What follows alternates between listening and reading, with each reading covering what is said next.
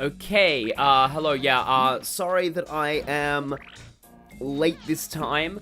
I may or may not have been distracted by reading fanfiction, and that's a weird excuse, but, yeah, hopefully we live now. I've seen some discussions in the chat already talking about Alfred and Engage.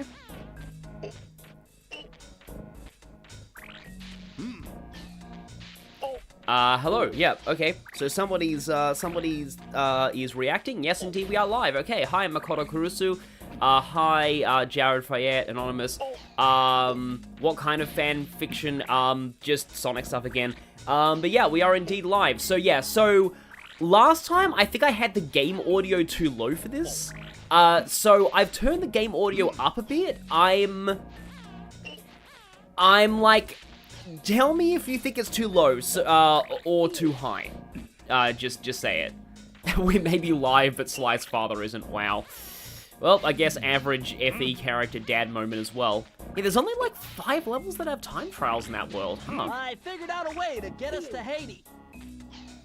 But yeah, so, right, we'll be starting up this one. This is the 3rd chapter. I will just say before we do this, okay. It's hard to describe this, but like, right, so, I just have to say, the stuff in this chapter is definitely that whole Hollywood voodoo cultural appropriation kind of thing. It definitely would not fly today. So, I don't really have, like, the right to speak on it, because, like, I'm not American and not black, but there's a lot of this that relates to black culture in America. A lot of it came from religions from Africa, and a lot of it was culturally appropriated in very bad ways. So I do fully just want to get that out there, that this stuff is definitely a little poorly aged. Oh, Adam Heidel, hi. Yeah, no, these should be properly synced, but don't worry, we'll get to that, That's the boss of this world. But yeah, it kind of reminds me a little bit about how, like, Psychonauts also had some iffy stuff in the first game that they actually did correct in the second one. But, anyway. Like, I don't think it's really that bad, but we'll see. The 3rd member of the Fiendish Five was the infamous voodoo priestess, Ms. Ruby. Born into a family of mystics, other children found her scary. Teaching herself to summon the undead provided what few friends she had. A career in crime allowed an adult Ms. Ruby to punish the world for fearing her as a child. Chief mystic for the Fiendish Five, her powers allowed them to break both the laws of man and nature at the same time. Yet despite the whirlwind success of her youth, she managed to slip into obscurity. Last known sightings claim she headed out of civilization and deep into the Haitian jungle. Yeah, one day I might actually do Psychonauts in a stream like this. It's definitely a series that I like a lot. For kind of similar reasons to Sly. It's another one of those that kind of, like, it came out a lot later than these, like, classic 3D PS platformers. But it was also kind of like more of an Xbox thing at first, I think, from what I remember. But yeah. Well, finally, I actually have the camera in my muscle memory now. Oh, Cartoon Critic, you started playing this game in 2015 and you put it down, didn't finish until 2018. Well, it's still a really good game.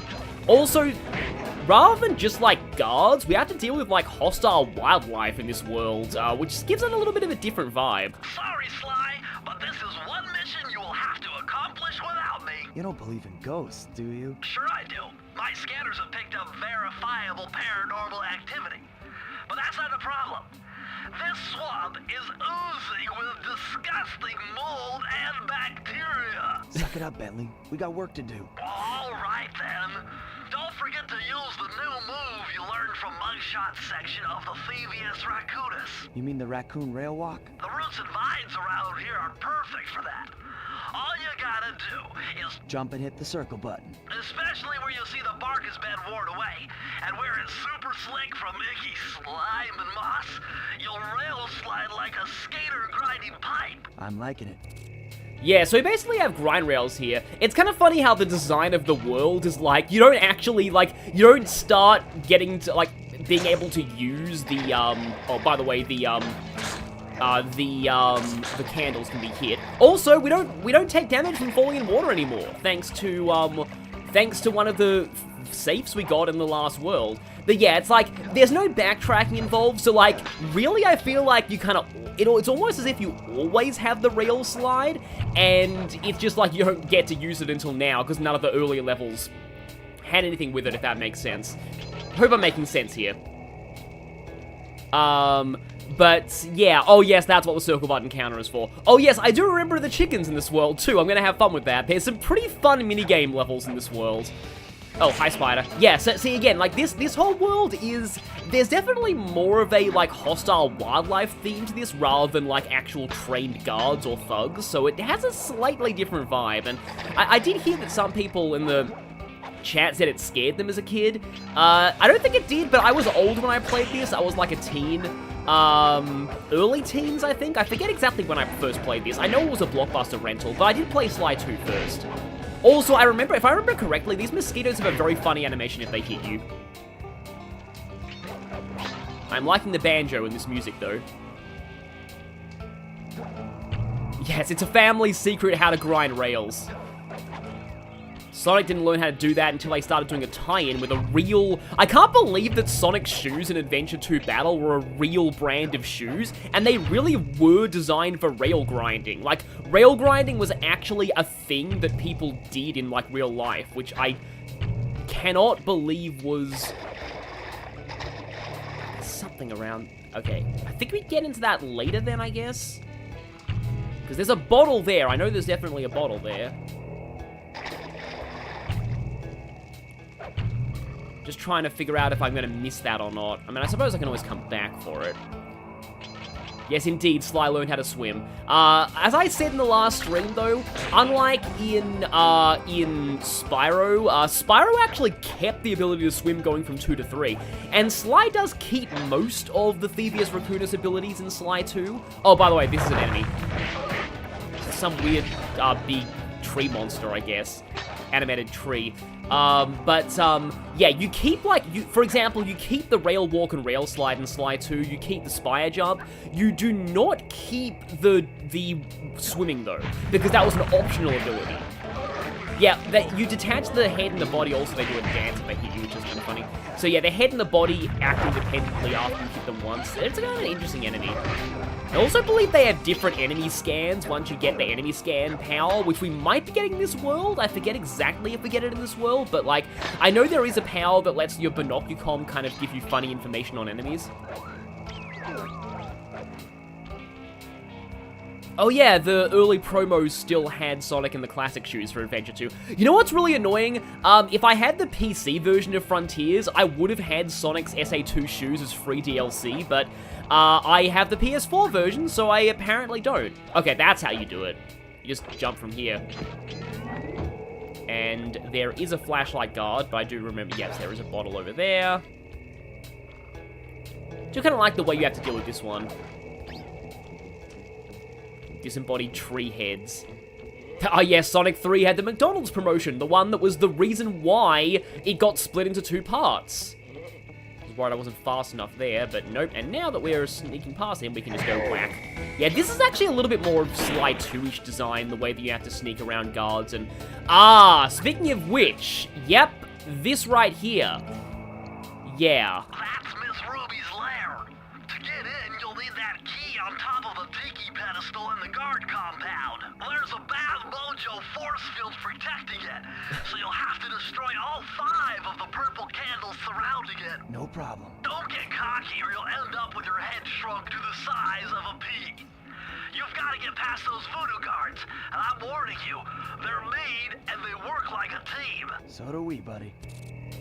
Okay, that's a good line, but that's kind of more of a Sly 2 thing. It feels like the first game is less of a team effort. There is a reason why this one, it says Sly Cooper in when it introduces the episodes, but it's Sly Cooper and the gang in the later ones, and I definitely prefer that, especially when Bentley and Murray become playable in the later games.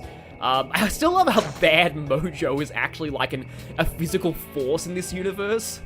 You'll see that's oh wait, no, that's in the second game too, because I remember there was a line of dialogue that actually got censored. I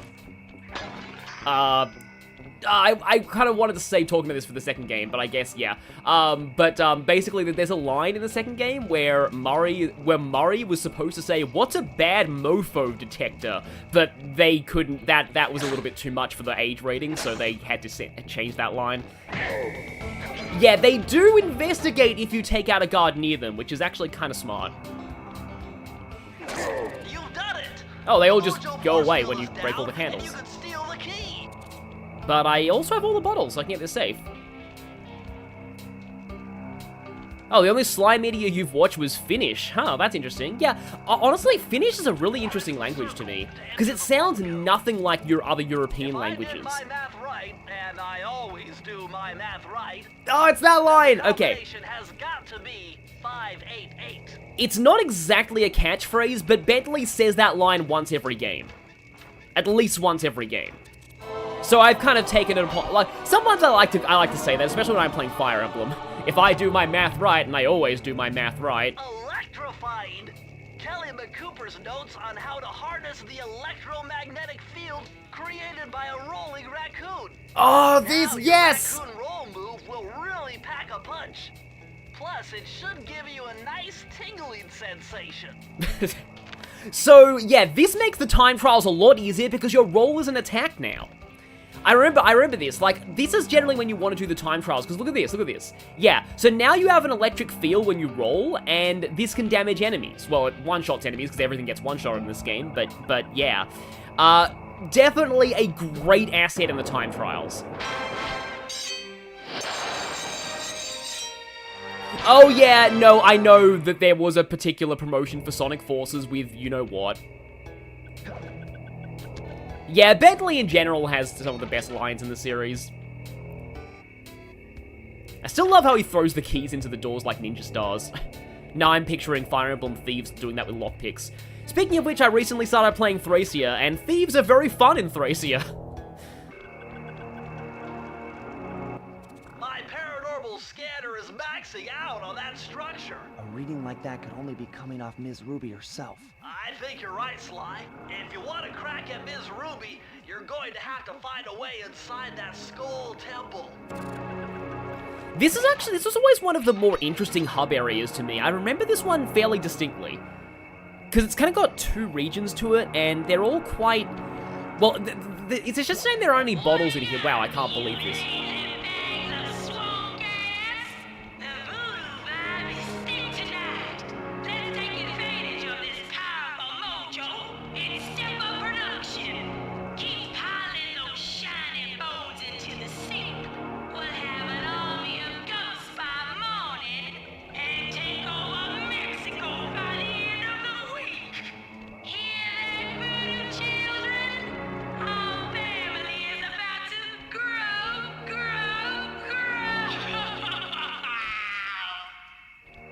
Okay, well, I guess we're saving Mexico by taking down this operation. I don't think you ever visit Mexico in the series, so, yeah, well, yes, that reminds me of, this is kind of weird, but okay, so, I don't know if anybody here has seen the Disney film Home on the Range. Which one was this? Oh, Lair of the Beast, I remember this one. Oh boy, this one. Speaking of things that probably scared a lot of kids, yep, this is like an actual Crash Bandicoot style escape level, from what I remember. How did Sly's ancestor figure out? No, not just electromagnetic fields, specifically electromagnetic fields, generated by rolling raccoons. What's with this industrial strength voodoo gate? Oh, Chapter 2 in Sly 3 is Australia. I'm looking forward to streaming that. That will be amazing. She's trying to keep something in. Oh yes, I love, I'm sorry I shouldn't have talked over that. I like that. It's like, well, maybe she's trying to keep something in. It's just like simple, but does a good job of setting the vibe. Also, I like, okay, this is another one of the ways this game kind of sets up like anti-pieces. So here, we have to break these candles to progress up this vine. And later on, let's just say we'll have some time pressure in doing that. The candles will be serious obstacles in our way. What I was saying about Home on the Range, it's a film where Judi Dench plays a cow, and that's kind of all you need to know. She was interviewed on Graham Norton's show about that. Oh, right, one of these, huh? Oh, hey, get over here. So, the villain of Home on the Range is, like, kind of, I think he's meant to, like, he's like either a bandit or like a ranch owner. He's like a cowboy villain, basically. And his whole gimmick is that he hypnotizes cows by yodeling. Yes, you're hearing that right. But the thing is, the original idea for the plot of that movie, like in the actual film itself, his only plan is that he just wants to like take people's like farms. He just wants to like, I think it's like he just gets the cows out of their farms and he buys the land because it's really cheap now. So it's kind of mundane. The original plan for that movie, and it would have made that film so much better, is that his plan was to hypnotize an army of cows to storm Washington and become president of the United States. And it's just like, that movie was so dumb anyway, it could not have made that movie any worse, and it just would have been just so stupid, it would have wrapped around to genuinely being hilarious. So, I don't know, see why they didn't go with that. Like, they're like, oh no, it's too stupid for our movie where a villain hypnotizes cows by yodeling. Like, it's sometimes embracing the stupid is good, I'll just say. Yeah, I can't, yeah, now chat is reacting to that. Yeah, it was an actual thing that was planned for that movie, and I agree, some Asian. Why did they not do that? Like, it's just like, it's like without that, like, the movie is just kind of boring, but with that, it would have been prime so bad it's hilarious, thing.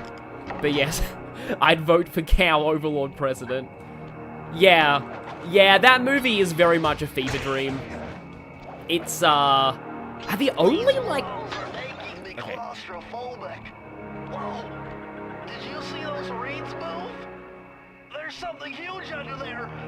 You better get going. Oh yeah, so, we're into the scary part of this level, I guess. Double spider. I double spidered it. Yeah, I guess this level would be also pretty freaky to people who have arachnophobia. A lot of spiders here. They're not really that threatening, but still. I feel like one of the only other like platforms I've heard of that has mosquitoes as enemies is Rayman, but I never played the first Rayman. I hope that I am able to get those bottles later. Oh yeah, no, that villain song was pretty good too. I do admit, like, one of the few decent things about that movie is his villain song is great. It's funny how it starts out like this really ominous, sort of evil-sounding thing, and then it switches into yodeling. Like, it's stupid, but it works, I think. Yeah, anyway. Like, I don't hate that movie as much as most people do. I still don't think it's definitely one of the worst Disney films. Nope, bottle. Give, bottle, must risk life for bottle, except not because I can swim.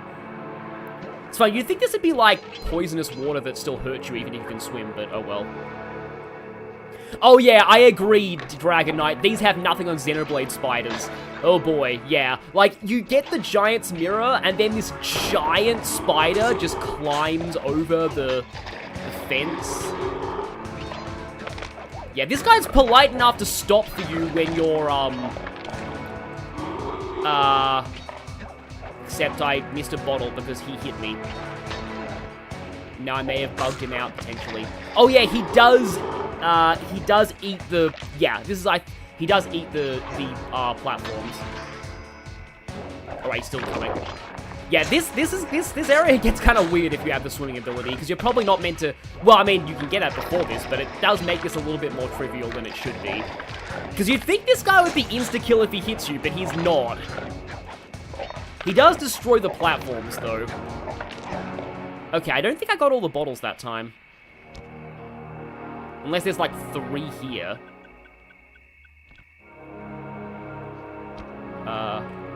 Whoops, okay. I thought, I got Crash Bandicoot muscle memory. I thought pressing triangle would actually get me, show my... Oh no, I have all of them. I just need to find where the safe is. Oh, it's there, okay. Huh. Must have missed it in the intensity of the chase. Yeah, everyone in chat reacting to the, big snack. Some personal demons to get the answer to this one. Try 4, 4, 4. Oh, I wonder if that's a reference to 4 being bad in Japanese culture, meaning death. But that's kind of funny that he had to overcome some personal demons just to crack a code.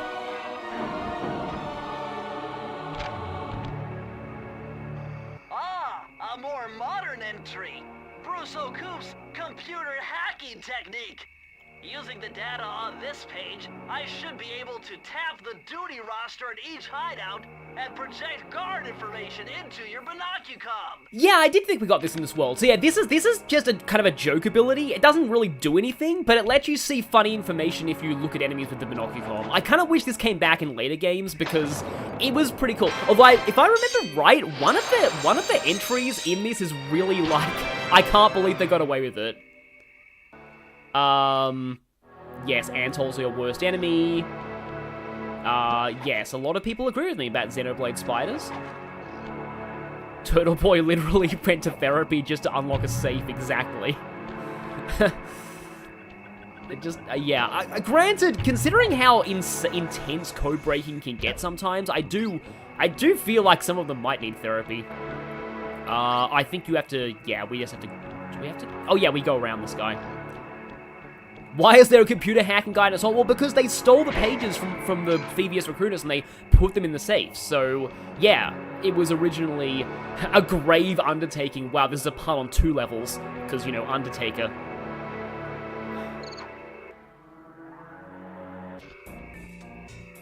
Oh, there's a trophy for doing this sequence without destroying candles? Also, for some reason, the music here is the same as the hideout music. I don't know why, but yeah. Maybe they just ran out of space for music. Okay, yeah. Honestly, I can... Sly, you'd better be on your guard here. My paranormal scanners show this place is really haunted. It's kind of refreshing to have, like, a, you know, scientific character who actually doesn't, like, completely disbelieve the paranormal. But that's only because Bentley has, like, an actual, like, literal paranormal scanner. So he can, like, tell when there's something. So these keep coming until you break the graves. Very interesting. When you smash that gravestone, the ghosts stop coming. It must be some kind of ghost generator. Maybe if you smash them all, you'd be safe. Ghost generator, yeah, exactly. Surprisingly, I think they actually don't make any Ghost of a Chance puns in this world. You'd think they would, but no. Which makes me glad. There's 40 bottles in this, wow, okay. Yeah, I do remember this one being fairly long-ish by this game standards. The levels are pretty short. Kind of reminds me a little bit of early Spyro, where the levels were like, the levels are pretty short, and you can get through them even 100% in a decent length of time. Yeah, the villains clearly didn't really get much of a choice on, where the pages went to, because I don't really think Ms. Ruby would really need a computer that much. Oh, here we go. So yeah, these sometimes have fire on them, so we have to time our Spire jumps. And this looks like an arena. Yep, here we go. So we have 3 candles that are generating ghosts, but as long as you just mash the cane button, it's not that bad. Hello, Ghost Clump. You know, it's funny how we have, like, you know, what is it? D&D monk powers on our cane and we can hit ghosts. I guess. Oh, and the Archie Sonic X comments, Grandpa Chuck also believed in the parent. I still think it's funny how they made Grandpa Chuck actually Chris's uncle in the 4Kids dub, only because the Japanese version horrendously failed at the math on his and Chris's dad's ages. Let's just say. Like, yeah, let's just say the ages did not line up, and I'll leave it at that.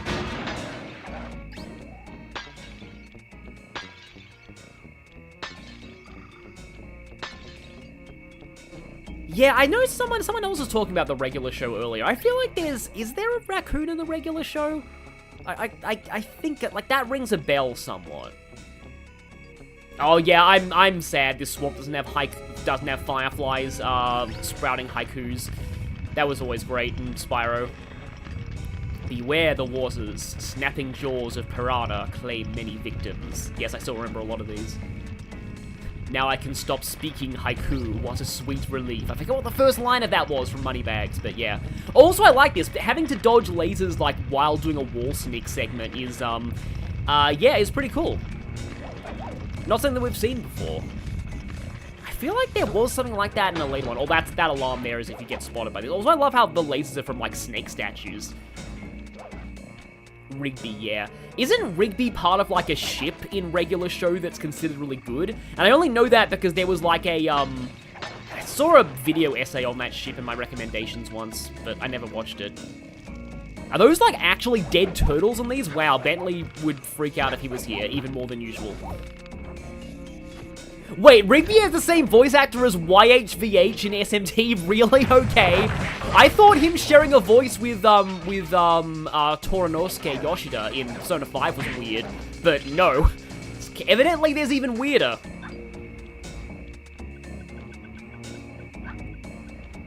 Yes, with Eileen, okay.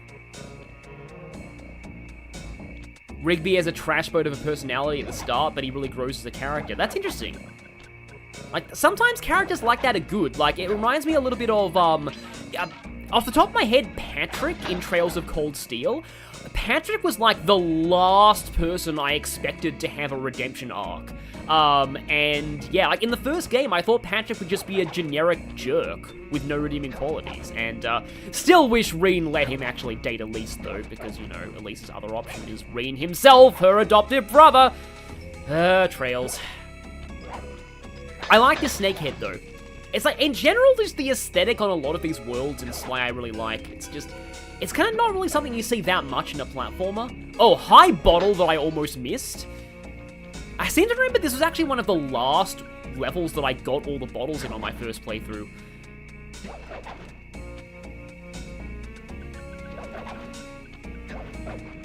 Rigby grows as a person while Mordecai gets progressively worse. I can't think of Mordecai without thinking of... I'm pretty sure there's a ghost generator here. Yeah, there is. I can't think of Mordecai without thinking of Fire Emblem Mordecai. Because, you know, Fire Emblem Mordecai is amazing. A lot of mosquitoes on that island. And mosquitoes are weird because, like, they hover out of reach of you a lot of the time. I think you kind of sort of have to use jump attacks on them. Yeah, exactly. Why did Cold Steel allow a harem? I agree so much. Because, like, Trails wrote a canon couple. Oh, hi. Yeah, wow, there are, oh, and now it's a rail with ghosts. That's cool. But, like, yeah, there are, like, Trails nailed the writing of a canon couple with Estelle and Joshua, and they just like, oh yeah, let's just do. And it's funny, even in Azure, really the only explicitly romantic final bonding events with Lloyd are Ellie and Noelle. Like even there's two ghost generators this time. Even Risha, weirdly enough, despite how much the later games tease Lloyd with Risha, even Risha's ending is surprisingly platonic coded in Azure. Like, to me, it felt very platonic coded. Okay, so the safe is there. And, oh, there's just two of them here. I feel like these are the last bottles we need, actually. Yes, it is, okay. So that went smoothly. Circle to enter the vault code.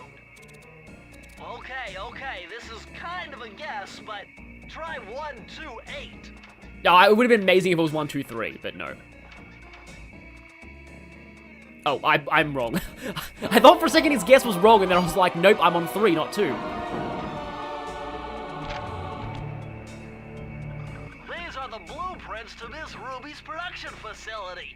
I'll pipe this information into your binoculars. Yeah, I had a feeling this would be the blueprint, so now we can track bottles in this world.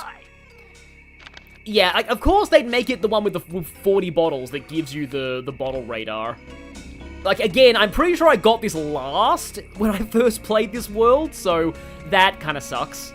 But at least it's percentage. Yeah, I am a little worried about Van and Elaine, to be honest. I will say, Estelle and Joshua is the only adoptive sibling pairing I'm actually okay with, and it's because, like, this is something that Lady Virgilia agrees with me on. They feel more like childhood friends than adoptive siblings. Like, they met when they were a lot, like, later in life, and they didn't really grow up together exactly, so I'm mostly okay with it. Also, there's a thing there. Ah, here we go, we have to climb on this. Oh yeah, okay, maybe I can show it here. So the Binocucom guard readout. There you go. Mojo Dupree, Rodentia Voodooium, enjoys golf. Oh, the enjoys golf's actually a reference to what he does if he hits you. He uses his staff as a golf club. So yeah. So yeah, every enemy has one of those. I probably should have checked the... Oh, I remember Piranha Lake being a pain. Okay, this... I mean, I don't know. Maybe it's not, but I kind of had some trouble with the first one of these. Sly, the only way to open up that voodoo gate is by lighting all 25 tiki torches with the flamethrower on your swamp skiff. Use the left analog stick to steer and press the X button to fire the flamethrower. Oh, and one more thing. You need fuel from the flamethrower, and the only source of oil are those piranha you see swimming around. Run them down with a boat. One fish fuels one shot. Hurry, you only have 2 minutes to get all the torches lit. Yeah, why 2 minutes exactly? I don't know. But yeah, so you need to get, like, ammo from the flamethrower by running over fish. It's kind of weird, but, you can't swear to do that. I don't think there's, like, a boost or anything either.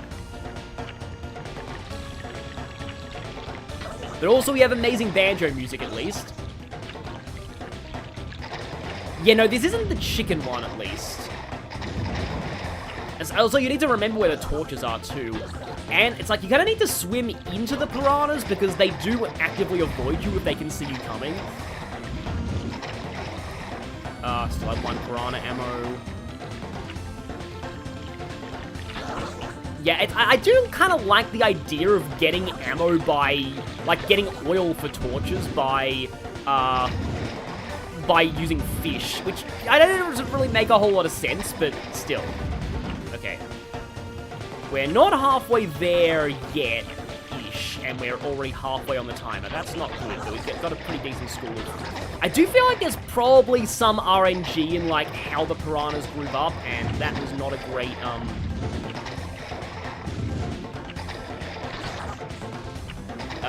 not a great camera turn on my behalf there. This doesn't look that bad right now, at least, but... Okay, got, I think it's just that entire line of torches is all I'm missing, but... The piranhas are all in kind of the wrong spots. Oh, this one.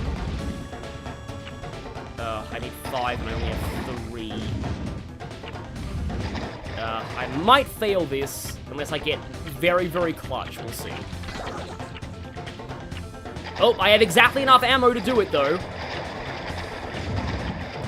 Oh, nice! Wow, okay, that was closer than I thought.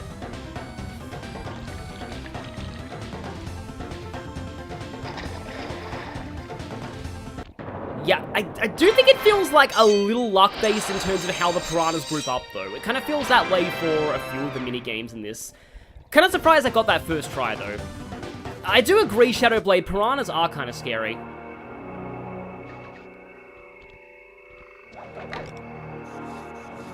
Well, kinda. Piranhas are pretty scary. Yeah, that was very clutch. Very, very clutch. And, yeah, you'd like to see that on stream. I think that's all the levels in the first half of this world, I think.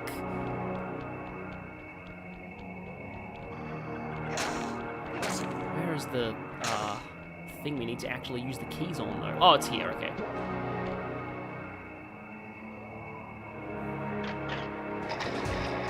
Oh, yeah, we let out the snake from that level. And we use him to break the gate. That's actually pretty cool. Nice generic splash sound there, though. Thank you, Mr. Big Snake. Yeah, like, piranhas, I think, in real life aren't nearly that bad. Also, quicksand, especially.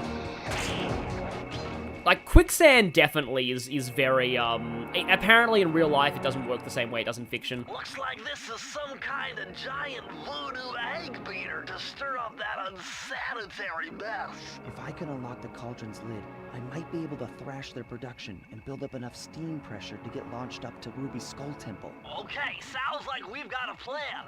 To get around that thing, try moving in the shadows made by the masks so that the guards won't see you. This is actually genuinely pretty cool, like, having to, follow the masks here, the shadows cast by them. I think there's definitely at least... Oh, okay, there's one pretty hilarious level in this second half of the world.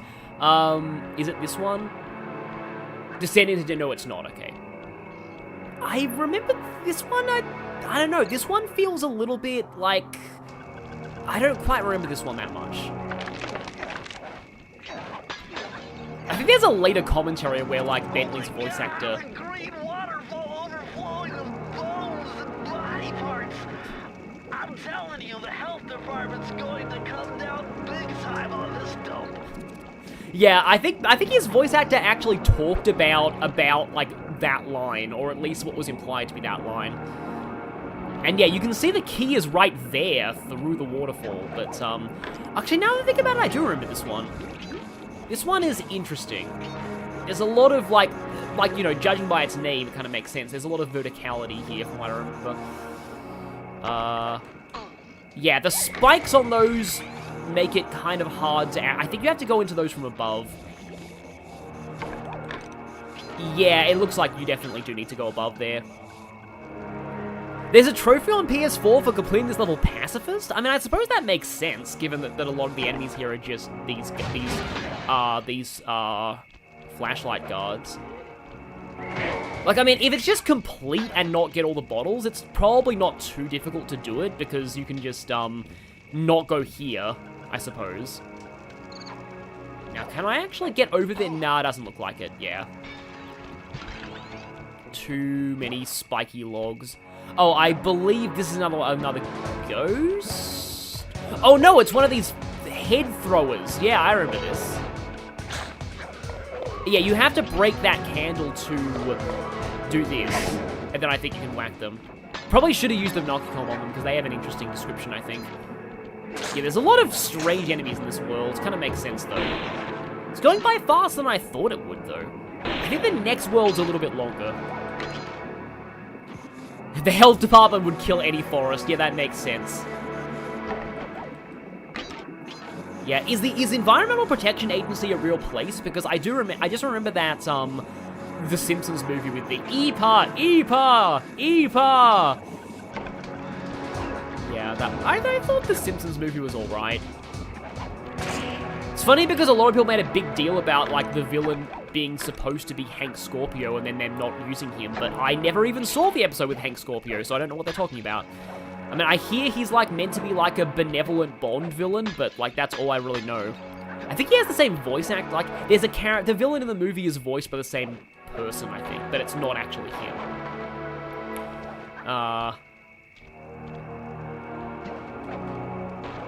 Yeah, like, I don't mind this setting. It's like, it's kind of like, there are a lot of, what was I, like, there's a setting in the second game that's also kind of called the Prague levels, that's also fairly sort of gothic-ish and has, yeah, a little bit like not really what's commonly seen in a platformer. Yeah, I think you can go from above and get some of those bottles down there. I feel like if you jump down there, though, you might have to backtrack. Okay, they clearly want you to go above this guy. Oh yeah, I remember these. For some reason, I always remembered the shape of these. Like, this torch that, like, has the railing in two halves. I don't know, there's just something about the shape of it that always sticks with me. Now, these guys do not have pack AI, thankfully, from the look of it, at least. And give...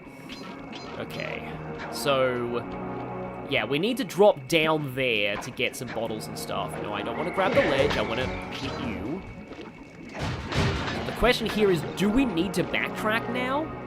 Is there a way? I think we might actually have to backtrack, which is a little unfortunate, but yeah. Yeah, so I'll be talking about what they changed up the order of a few of the worlds at one point in development, apparently. I don't think do they talk about that in the commentaries? It feels like the kind of thing they would talk about in the commentaries, but it's been a while since I've heard all the commentaries. But I do know, I will talk about that trivia in the next world, because the next world was actually supposed to be like, really early, actually. Apparently I'm missing some bottles somewhere. Up on the upper ledge where the guy was. Well, I'm gonna be going there anyway, unless it's hard to tell exactly how delayed the chat is. We'll see. Oh, in fact, you know, I have the binocular. I can check. Ah, okay. Oh wait, there's the safe is there. Huh. Maybe that's for later though. But yeah, I should be using that more often. There we go. Yeah, there's a few there that the guy's flashlight was covering. I suppose torch is more accurate here. And there's some there. Yeah, the spider pig thing is one of those where, like, yes, that joke is funny. Oh, by the way.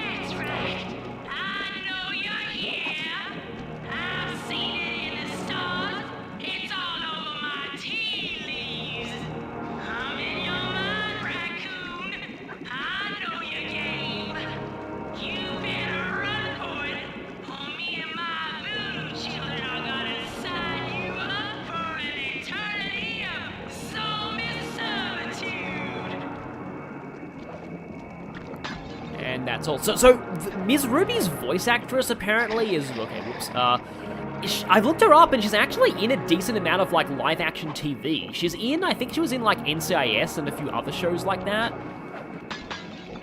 So yeah, she's actually done a decent amount. Like, some of the voice actors in this game have been fairly prestigious in certain things. I'm guessing this is actually where you're supposed to... No, it's not. Okay, right. I'm gonna have to backtrack again. I might. But, oh well. Yeah, no, I wish that those reports were subtitled. It's a little hard. Please tell me if this was, please tell me if the game audio is still too low. I can turn it up higher. Like, it sounds okay for me, but it like, I checked the VOD last time, and the game audio was way too low.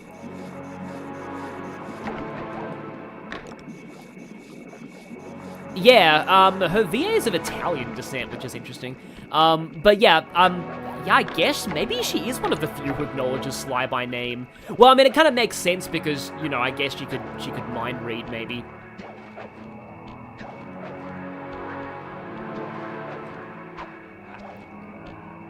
Audio's fine. Okay, that's good to know, yeah. Thanks for informing me.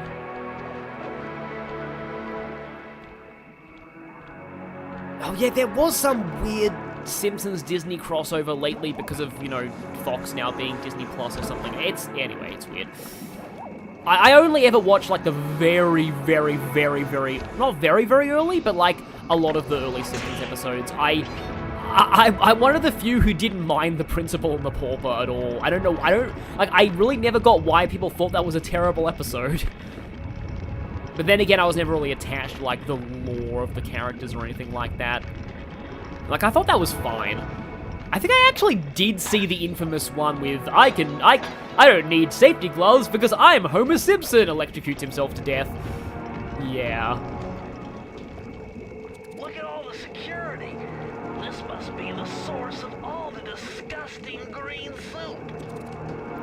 Yes, the disgusting green soup is something else that the voice actor talks about, I think. Doesn't look like there. Okay, there's some bottles over there. I do like how you can see, like, see them through walls.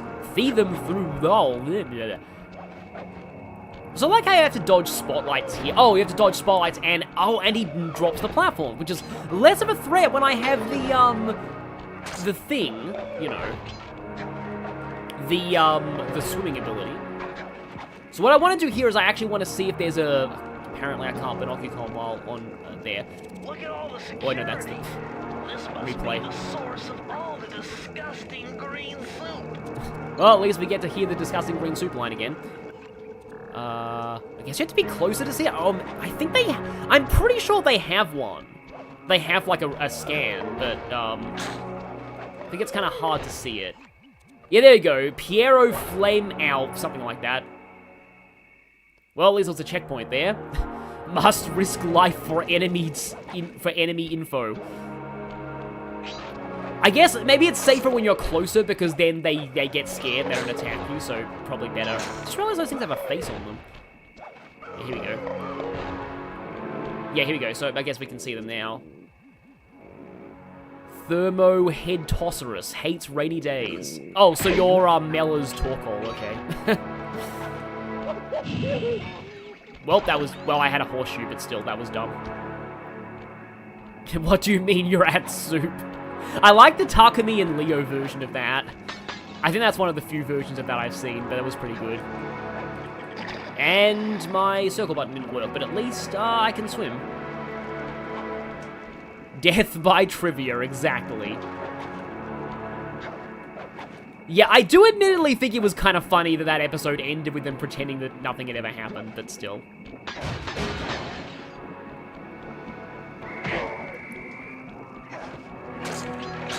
Okay, so I'm missing 3. And they're over there.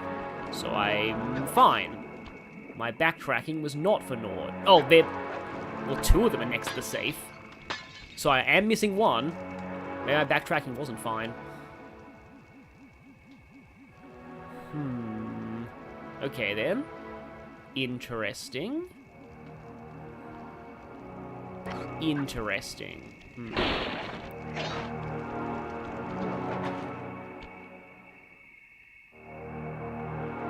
I think this leads you, like, right to the end, though.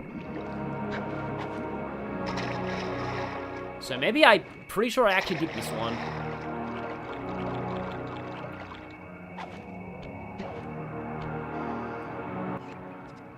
I thought that was a bottle for a second. See, now finally I'm starting to... Oh, there's one down here. Okay. So it's awkward, but you can jump back up these rails. Again, very awkward, but it's possible. Just keep mashing jump and circle, and you will get back eventually. It's down there. Okay. Oh, okay, wow, that's... How? Wait, okay, that's a... Well, right, this has just been the stage of backtracking, but at least I got all the bottles in the first try, technically. How did I miss that one? Wow. Also, that actually was kind of cool. It's like a big turtle statue. Really should play P3 Re/SMT5 Vengeance, but no motivation for PC. I definitely play those. They're really, they are really good games.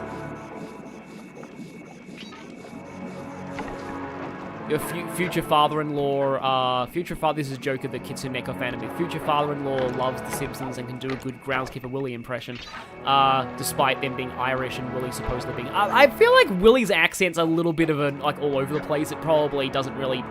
Well, okay, I guess we're backtracking even more then. I was distracted by chat, but, yeah. Some people, especially, I don't want to insult Americans, but, like, yeah, kind of combine the Irish and Scottish accents a little bit. I probably in my head probably do as well sometimes. It's just, even though I am of Irish descent, yeah. I still love, even though his VA isn't actually Irish because it's Xander Mobus, I still love Dagdar in SMT5 Vengeance. It's also interesting because I don't think Raedric is in Fire Emblem Heroes yet, but I feel like if he was, I can picture Raedric from Thracia having the same accent as what's his name? As, the Safe, of course, wow. This has just been a level, hasn't it? Man, oh wait, no, I did actually die in this one, so yeah, a lot of things went wrong. Yeah, I'm part Irish. According to my ancestry, which I did last year, I am 30% Scottish, 30% Irish, and, something percent, like, I I'm like 2% Germanic Europe, and then the rest I think is other UK. These codes are nothing before my righteous analytical ability. The combination has to be 571. Okay, 7 is easier going backwards. I think if you were to 100% speedrun this, you would have to find like the most optimal way to turn these vaults. Mind-bending is Matthew Della Coupe's perpetual slow motion technique. With this move, you can slow down time whenever you want, not just while jumping. Hold down the Okay, and so triangle button to another one use of the it. upgrade abilities. I mean, this one's a bit more useful. I forget how this impacts the time trials, though. It probably, like, yeah. It's kind of more for cinematic flair than it is. I mean, this is actually a surprisingly cinematic game, but, like, it's sort of more for cinematic flair than it is for actually being useful. But I guess it can help against flashlight guards, maybe. You might be able to hit them before they shoot at you. Possibly? I'm not sure. I really mostly just use the roll from my first run. Didn't expect a clingy lore drop in Sly, yeah. Yes, now we have this page. Now we can slow down time. But I mean, strangely, there's a surprising number of platformer characters who can do that, although it's usually like made out to be some kind of focus ability or something like that. Oh, this one! I remember this one. I only remember it mostly because there's another variant of this in the second world. Oh, no, not the second world, the next world, and it's a bit more memorable. Seems to be outfitted with some sort of high-energy cannon. Use the left analog stick to move, and aim the right analog stick in the direction you want to shoot. Remember, you can always shoot in one direction while moving in another. Yeah, they remind you of that all the time, but, yeah, again, twin-stick shooter. Oh, hey, we have to go across a boat while defending ourselves from enemies. That reminds me of, Hades 2, I think. I wouldn't be surprised if this level had an achievement attached to it in the HD version. It probably does. Because I feel like there's a lot of potentially missable things that you can break here. Like, I don't think you necessarily have to destroy those gravestones. Scooter shooter, exactly. Also, suddenly accordion sting. Oh yeah, a lot of the enemies here have, like, bone barriers you have to shoot through. Also, I just realized I have no horseshoe, so I only have one hit right now. I think these... No, I don't think you actually do need to break these. But yeah, as long as you keep shooting in their direction, they'll break eventually. Like, I feel like a game would... Like, it would be the kind of thing a game would do to introduce an achievement for, like, breaking all of the masks. Because you don't need to hit those. They don't even really give you coins.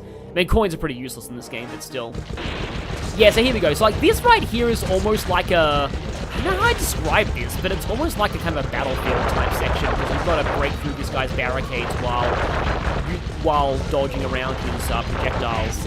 It's kind of a unique way to use these fire head skull throwers. Also, now we have to dodge ghosts while breaking this. I kind of like to just strafe around this one. I feel like some games would actually only let you strafe like by using like the shoulder buttons as opposed to... Yeah, but now that one of them is down, this second one should be a lot easier.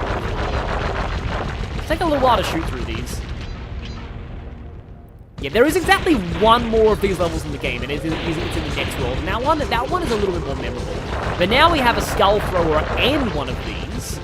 Now I'm almost reminded of the screaming skull catapult from that Warhammer unit, which is back thanks to Warhammer the Old World. Also, that person sitting in a chair there. According to my paranormal scanner, is really highly charged. It's just got to be the source of power for those generators. Oh yeah, so first you had to shoot through barricades in like a safe environment, and now you need to do it while dodging the head skulls and also one of these graves. So again, like they actually did know their level design stuff, even though this isn't like the hardest platformer out there or the most involved. It is interesting. Like again, the latest Sly games are definitely like not really platformers like as much as this one. Like this one's very different to 2 and 3. So definitely looking forward to showing 2 and 3 potentially. Code Lyco. I've heard of that? But yeah. It's funny how this level has more minigames and gimmicks compared to Slide 2, given that Slide 2 is technically not even like platforming. It's basically all missions, but strangely this one does have more gimmicks in it. It is kind of, I think this is like at the time when platformers liked doing this, because like back in, like Sonic was doing that with the multiple playable characters, like, I mean, they made Big because they had a fishing rod controller, and they made Omega because people wanted Sonic with a gun, but they were like, Sonic wouldn't use a gun, so let's make a character who can use a gun, and then Shadow happened. But like Crash Bandicoot 3 definitely went pretty heavy on like minigame stuff, as did Spyro 3. I feel like there was a time when people were like, oh, we need to spice up our platforming with, like, minigames and stuff, and vehicle sections. And then they realized, actually, no, people like just platforming, so they decided to, oh, it's coming. The chicken level, it's coming. But, like, honestly, like, I don't find the minigame levels in this world this game that bad, but, like, I do prefer the general platforming, and I am kind of glad that they, that it is mostly just, like, like, later on they kind of realize that people do. Like, for example, Crash Bandicoot 4, It's About Time, does not have very many minigame levels at all. But here we go, this level, which the name just screams to be set in a really exaggerated southern accent. Down, oh, that sounds Australian. But anyway. But we've got no choice. That ghost over there contacted me on Spectre Wave Radio, and we've cut a deal. He's promised us a key if you can whack 50 chickens. I guess he needs them to make a big pot of gumbo, but he's scared of the bob-toting roosters. Be careful, or they'll blow you to bits. Think you can do it? So, I don't know. This is one of those levels where you wonder what the developers were on when they made this. Bomb-toting roosters. Yep, that's a thing that exists. So basically, you have to whack 50 chickens in a time limit, and then sometimes I'm pretty sure there's a there's an audio indicator when the roosters show up. And they will damage you. Yeah. They eventually will explode on their own. That's a sentence. Yeah, you hear the whistle when the bomb roosters show up. I don't even know what the developers were on, and yeah, I am wondering,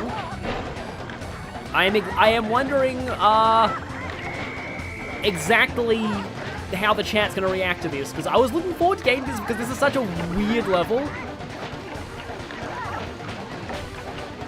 Roosters, please, you should have exploded by of course, death to chickens. Luna Amethyst, I returned. You came at the perfect time. Yeah, you probably shouldn't, like, stay too close to the hatches, because that's where the bomb roosters come out, like that. I think you actually need to, like, hide behind something to make them explode, but yeah. Also, like, you know, non-sapient chickens in an animal world, which is a little weird, but, like, you know, it's just how things go sometimes. Oh, that's gonna kill me. Too close that time. I don't think the roll works here.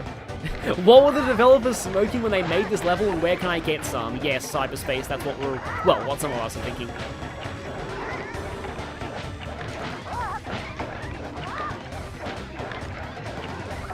Chicken drugs, that is a thing, I guess. Oh, hi, Rooster. Yeah, it's easier if you come into this level with a horseshoe, but... Like, I forget if you need to make them hit, like, a wall or something?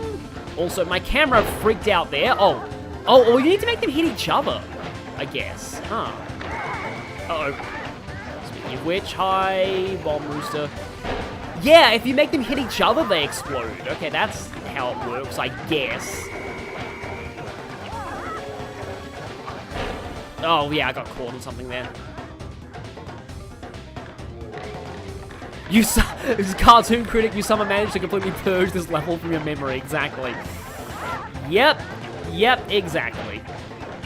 I would not be surprised, although, like, for some reason I remember the Piranha Swamp giving me more trouble when I first played.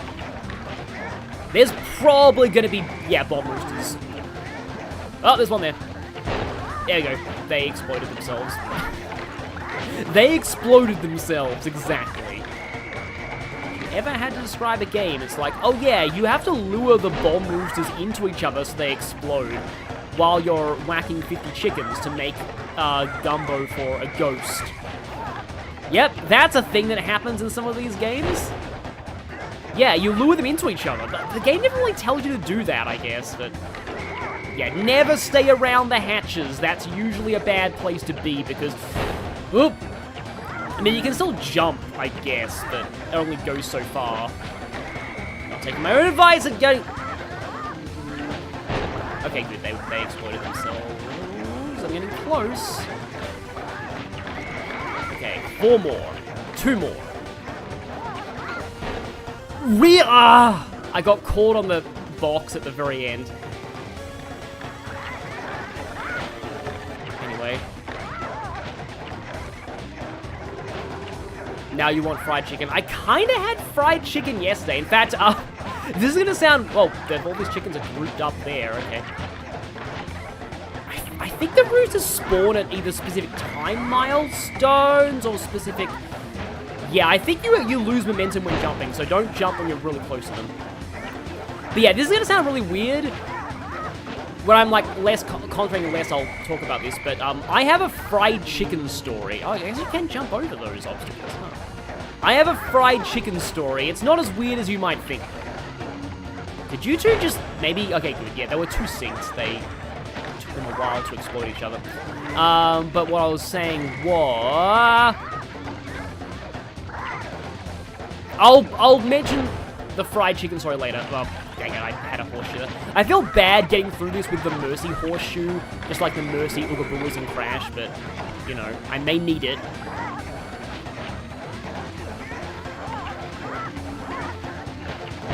Okay, 5 more. There we go. Okay. That only took an embarrassingly long number of attempts. So yes, the fried chicken story. So, there's like a fast food place kind of near me, sort of local, and it's part of a chain, but I prefer this one's chicken nuggets to anywhere else. Like, this is one of the only ones in the chain that I've been to that actually has, like, good chicken nuggets. And so I have them, like, a lot. And, basically, eventually oh yeah, that gets rid of that, that's cool. So another fast food place opened up right next to this first place. Like, this place has been in this region, not town, like this kind of town for a while, and another fast food, like fried chicken place opened right next to it. And, like, that's just so jerkish, don't you think? It's just like, oh yeah, look, we can open up. And they had a really flashy store and stuff. This place is, like, a little bit more run down looking, but it's good. So I was still loyal to them. I never went to the other place. And a few weeks later, this other fried chicken place was gone. So the original place must have beaten them, like, in sales, because they were gone. But then, later on, I don't know if you have a Porto anywhere else. A Porto is, I think, it's a Portuguese chicken fast food chain that is in Australia. I don't know if it's only an Australian thing. It probably is only an Australian thing, but it's a little bit more popular of a fast food joint. So, later on, the place that was next to them that lost, that was vacated, and a Porto moved in there.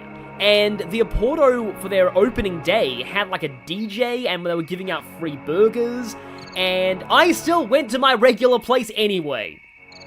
And they thanked me for it.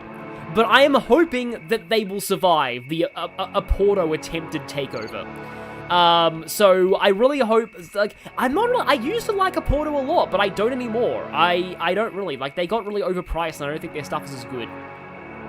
I do actually kind of agree with somebody in the chat here, yeah, Walteri, that yeah, I do prefer cafes to fast food, but there are some fast food places that I like. But anyway, I just thought this story was kind of funny, because it's just like, a new fried chicken place tried to open next to them, and then they failed. Oh, yeah. Oh, dang it. Place is being replaced by Starbucks. Yeah, we do have Starbucks in Australia, sadly. But also, there was a really good tire place near where my sister lives, and that closed, which is a shame. It was also a shame they closed because that tire place was one of the few places that would actually accommodate for my sister's husband's salt aversion. He has, like, a medical condition where like, he can't eat salt, and so because so many sources have salt in them, it's really hard for him to eat anywhere, and that Thai place was one of the few that accommodated him. Anyway, but yeah. Like, honestly, the fast food places in Australia are typically better than America. They have way less of the, you know, added crap, I'll just say. The added crap. Like, have you seen, like, there are articles talking about the ingredients in McDonald's fries versus Australia, in America versus Australia. I'm sure it'll work to launch you up into this Ruby Skull Temple. But anyway, yes, I need to stop talking about tangents now because it is time for the best boss fight in the game. The part of this game everybody remembers. Also, that looks very janky, but okay.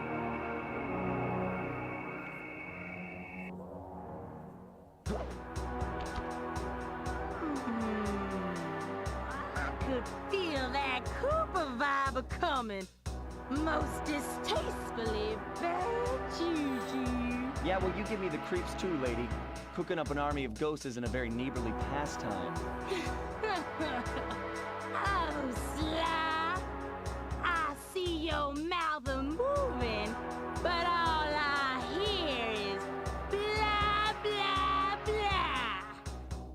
Well, if jaws need to flap, then let them flap.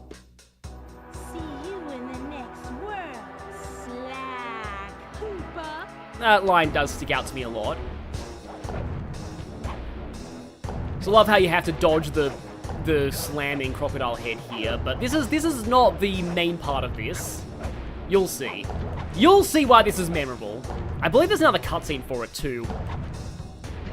Because it's pretty... it kind of demands an explanation. Yeah, and she makes tail shockwaves. And can teleport. Come back here. You can't run away forever. Quite true. Quite true. Why don't I have my servant Chumley escort you over here? All right. What's the catch? Oh, not much. Just a little game I like to play with all my annoying guests. I want to see how well you pay attention. What do you mean? Well, I'll unleash my mighty mojo magic upon you. If you repeat what I do, you'll dodge it just fine. If not, you'll get zapped. A little voodoo, Simon Says, huh? Sounds easy enough.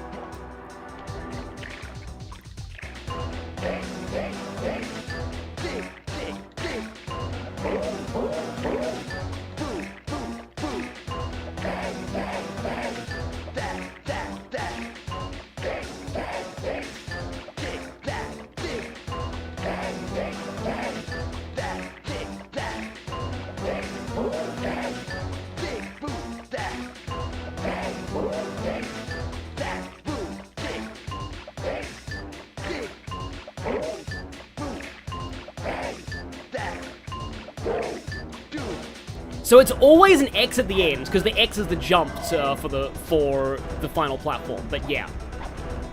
Forgive me if I go quiet for this, but it's, yeah, rhythm game.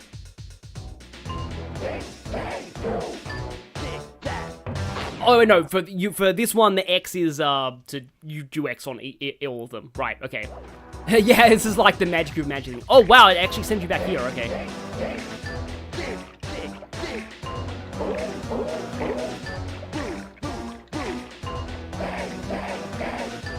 Apparently this is out of sync in the PS3 port, which sucks.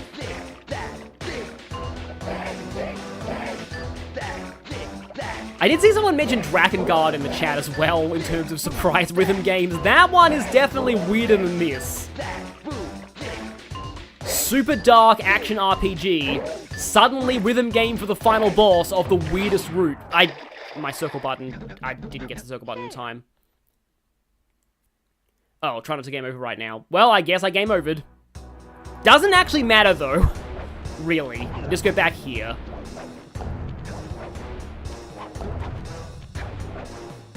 Anyway. Oh, again, had a problem with my circle button. Let's see. I think no, it's more to do with like the angle of your jump when it comes to those. It's not my own controller. I don't think it's my controller. It can't be my controller. This is an actual PS4 controller.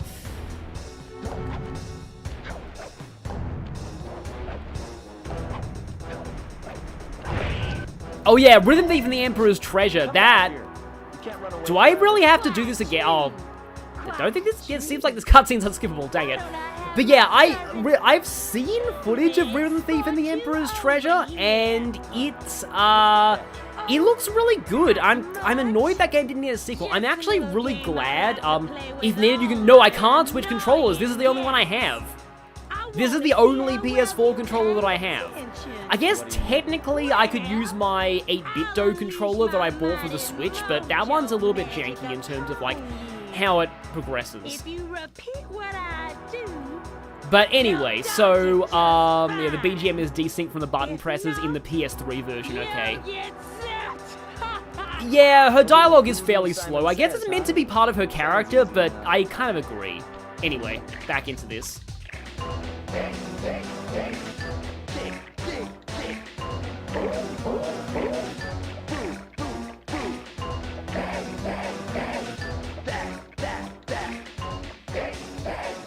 Yeah, it does make repeat attempts annoying.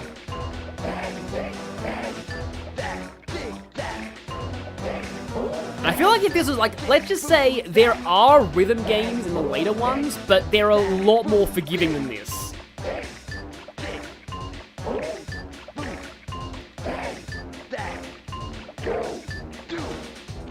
Yeah, I do like how, what is it, the, I like the triangle one, though. I don't know why I've always liked the sound for the triangle one.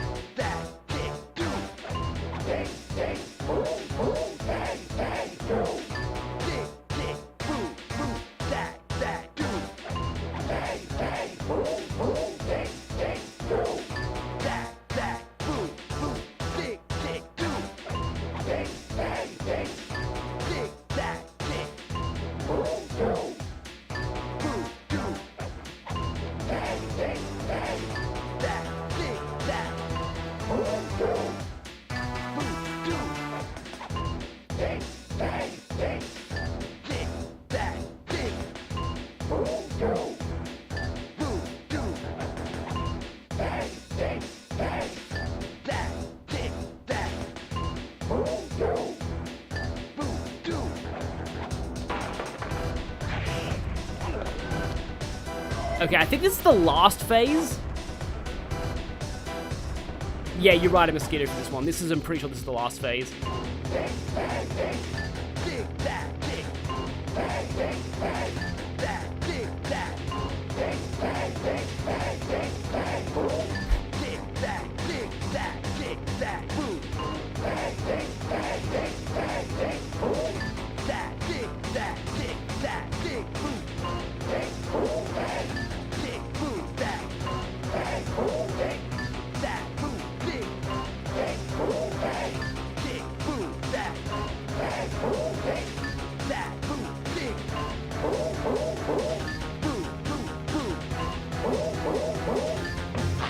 Oh, bad! Yeah. Yeah, that... For some reason, I just didn't react to that one. That was like the second to last one, and of course, it starts back here.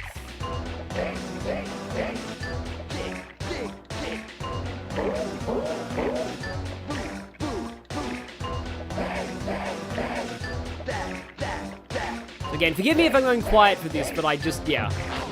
And again, I didn't just press the button, okay. Yeah, it's kind of interesting when it starts going slow. Oftentimes in rhythm, it does get kind of hard when things get slow all of a sudden. Yeah, that was like the second last one, by the way.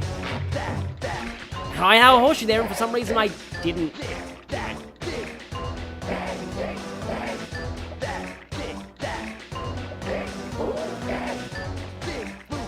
Yeah, checkpoints are weird in this one, especially with bosses.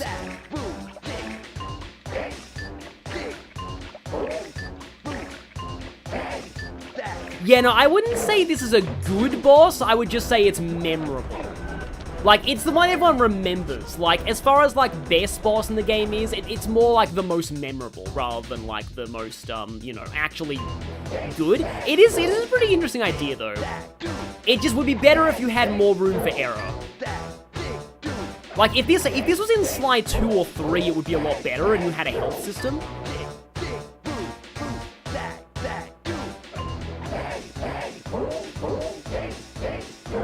The boss in the later games are actually very good.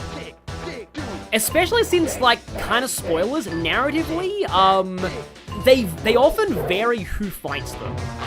And for some reason, my buttons just sometimes just don't work.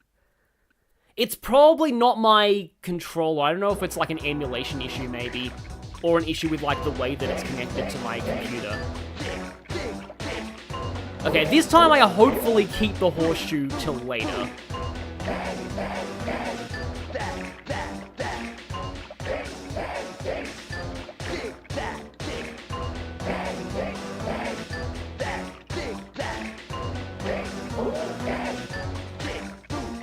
Oh yeah, the final one's interesting. The next major world boss, though, is really cool.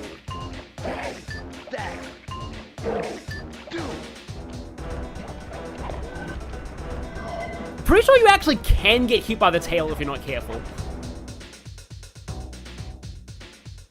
Oh yeah, rhythm games with insta-kill notes just does suck a lot. Yeah, this one gets kind of fast.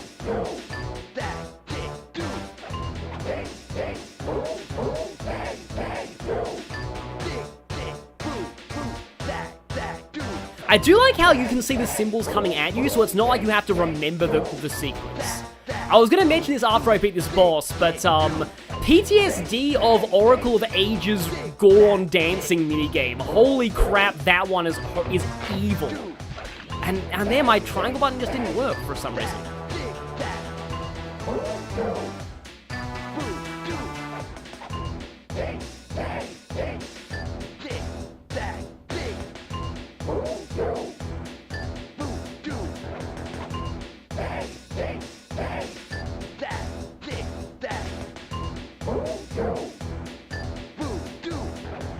Because in the Goron Dance Hall, you basically have to time things perfectly. It's like the buttons, like it's the directional buttons, but it's very, very, very tight with the timing.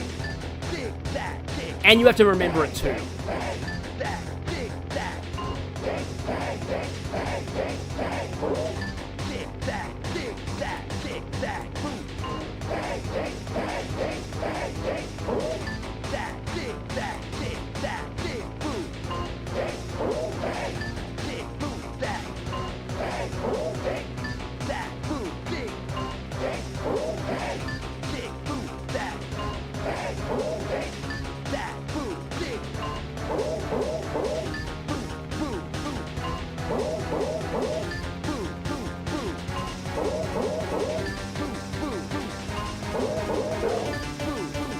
And that's the last one. There we go.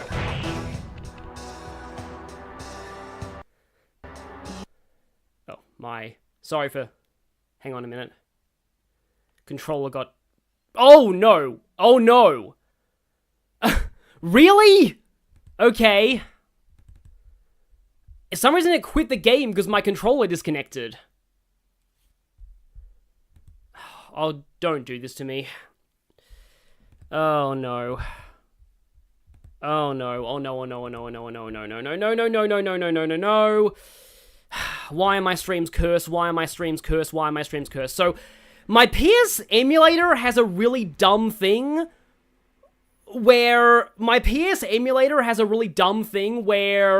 if it crashes, I can't open the emulator again at all unless I restart the computer, and that would kill the stream. Ugh. No, no, no! Why? Why are my streams cursed? That was just because the top of my controller got jiggled as well. So, right. It's just... Oh wait, no, I can open it, I can open it, I can open it, hang on. Here's, okay, saved at, no, that's wrong. If I do a fresh boot, the game autosaves, so hang on. We might be okay. We might be okay.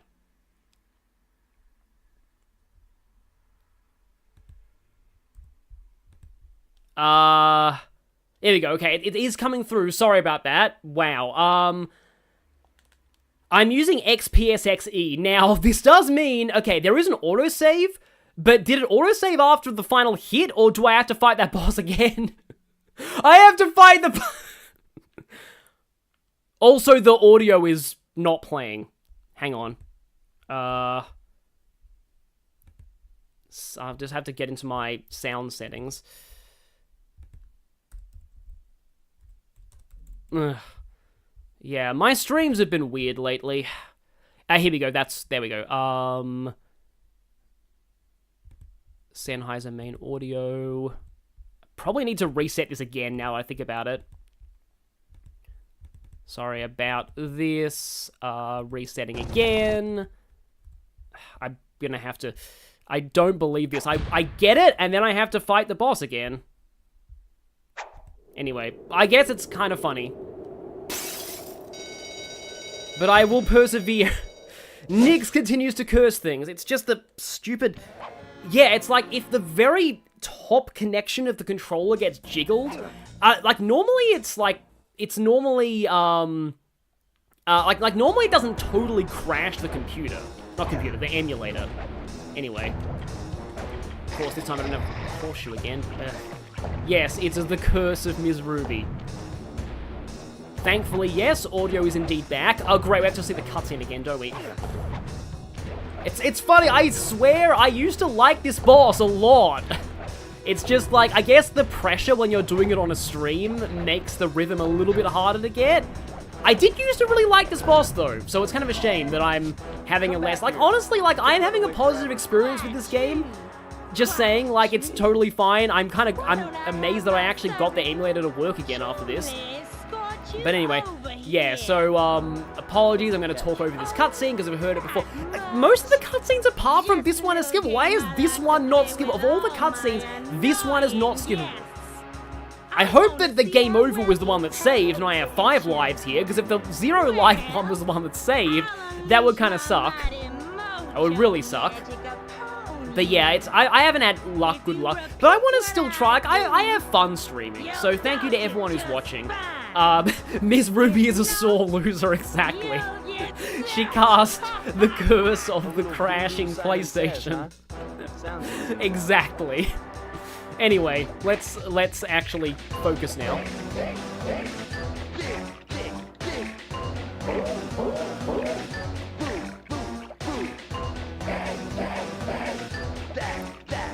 Well, it does often feel like the things that you liked in the game as a kid are often... And again, my button didn't respond that time, huh? That is weird. If it gives me a horseshoe this time... because this is a horrible boss and you're just now realizing this, exactly. Again, like, there are a lot of things that as a kid you don't realize. Like, there's a lot of things in games you go back and you're like, actually this wasn't really that good. Meanwhile, there's other aspects of the game that you appreciate more. Like, I'm appreciating the... Again, my square button didn't work that time.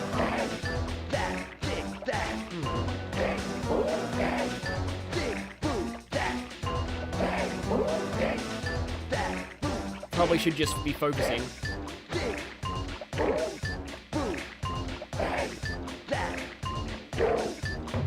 Even though we're basically in, like, I guess if you're rewatching the VOD, this is probably the part that you skip. But if you're rewatching the VOD and you didn't skip this part, hi. Thank you for rewatching this part of the VOD.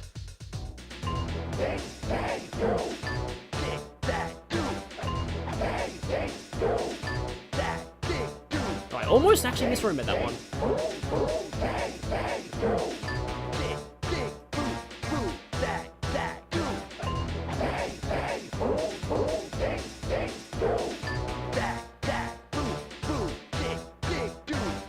The controller's Voodoo curse, that actually reminds me of... Probably should focus here, though. Wait, what? I got a horseshoe, but oh yeah, you actually do get a horseshoe sometimes if you do the partway through the sequence. That's interesting. And now I'm down to, okay.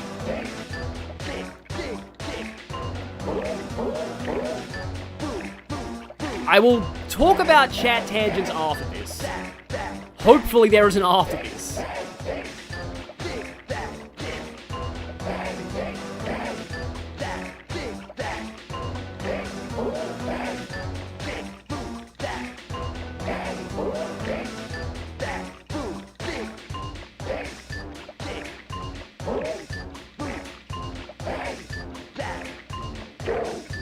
It probably is an emulator issue because I don't remember this being like, I don't remember having this many button problems when I first played this game on actual PlayStation 2.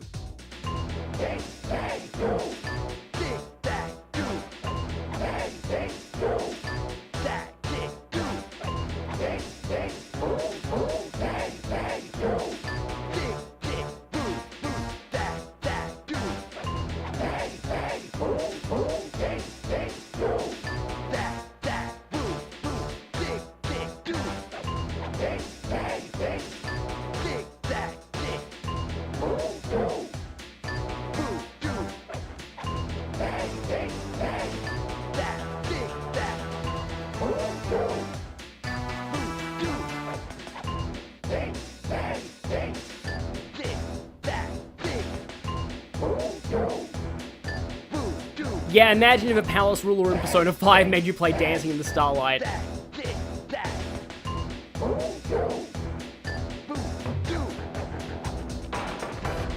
And why is it that of all people I feel like it would be Okumura? I don't know why, but in my head I think it would be Okumura.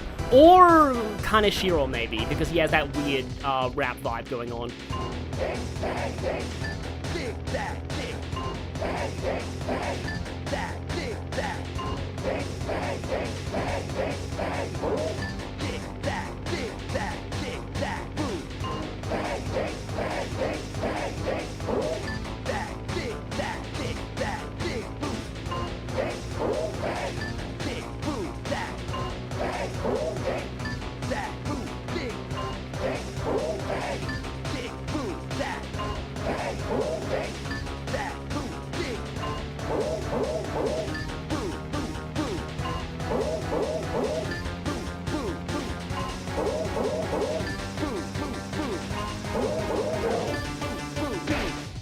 And of course, I get it perfectly on that one try I actually have a full horseshoe for.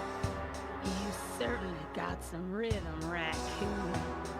But it won't help you none if you're fixing to go after Panda King. He's tough, with a capital T. If you go poking around his stronghold in China, you're likely to get poked back. Yeah, well, if he's anything like the rest of you, I think I'll manage. Ms. Ruby's section of the Thievius Racoonus held notes from my pioneering ancestor, Slighton Common. His invisibility technique allowed him to steal from corrupt pharaohs and greedy noblemen. Right on schedule, Inspector Fox's arrival cued my exit.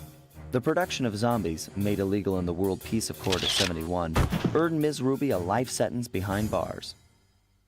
While the gang and I enjoyed a few weeks in the tropical sunshine, working on our tans in preparation for our next caper.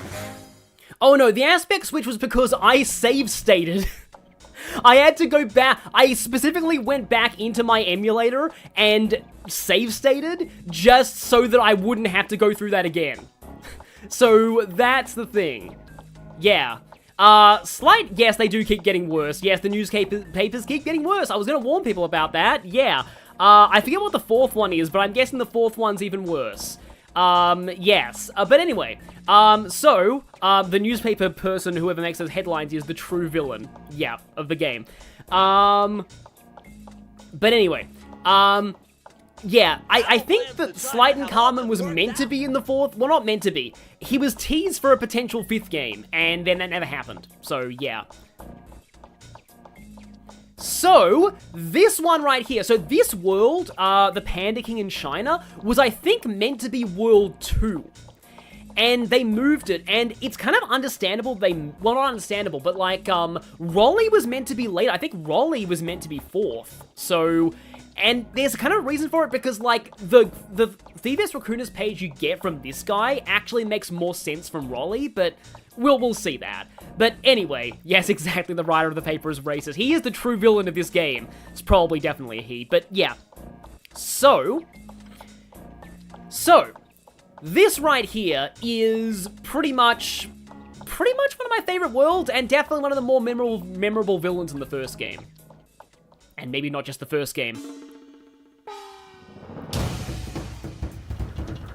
The road trip gave me the time I needed to study up on the Panda King.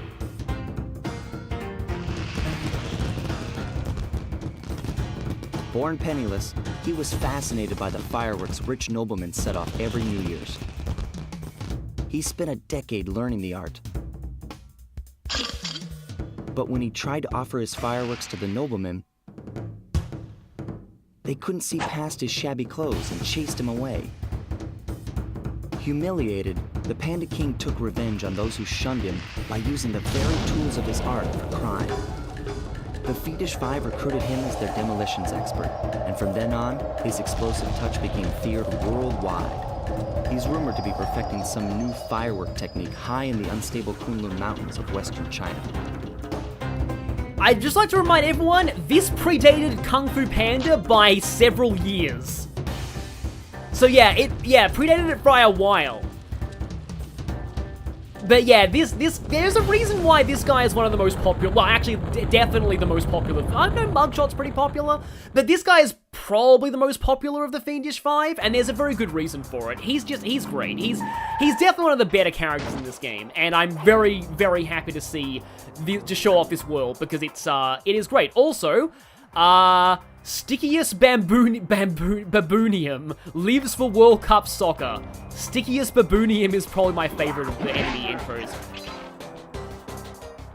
Also, this is like one of my favorite intro levels in this game too.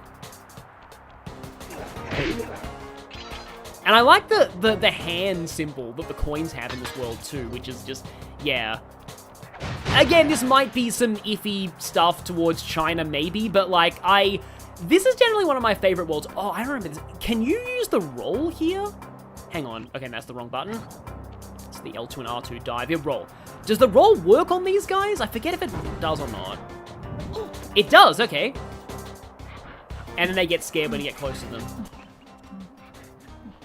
Andre, Gorillurus Catapultus, fears thieving raccoons, Monkeus Spherium. Yeah, so kind of spoilers, but this guy does show up in Sly 3. The Panda King is the entire reason I'm playing Sly 1 on the channel before 2, because you need to know about him for 3. Would you look at that? A fireworks show! Oh, would you look at that? Mass murder. Oh my gosh, that's awful! That poor village just got buried in freezing snow! The rocket came from that giant statue, and you can bet the Panda King lit the fuse. I've got to find my way up there and fast before that lunatic squashes another town. Wait, the Grizz is a meme in the Finnish fandom? That's interesting. Yeah, the Grizz he's kind of, oh, I just realized he's another rhythm game boss. But yeah, the Grizz is interesting. There could have been more done with him, honestly, I feel. He's kind of, as far as the villains in the 4th game go, he was sort of interesting. Although a lot of people like Sheriff Toothpick, who was the 2nd boss in the 4th game. Because he is voiced by one of the Red and Stimpy voice actors. Also, this looks great. I love how you can see just below. Oh, I think that might be where... No, it's not. But, like, you can just... Yeah, it's a pretty cool set piece. So we can't get through there, but instead we can go through here. And also now, if we hold down the circle button anywhere, we just turn invisible. This is the one ability that you don't retain in 2 and 3. And there's kind of a reason for that, because it's kind of broken. The Slight and Calm and Invisibility. Also, I remember this is the point.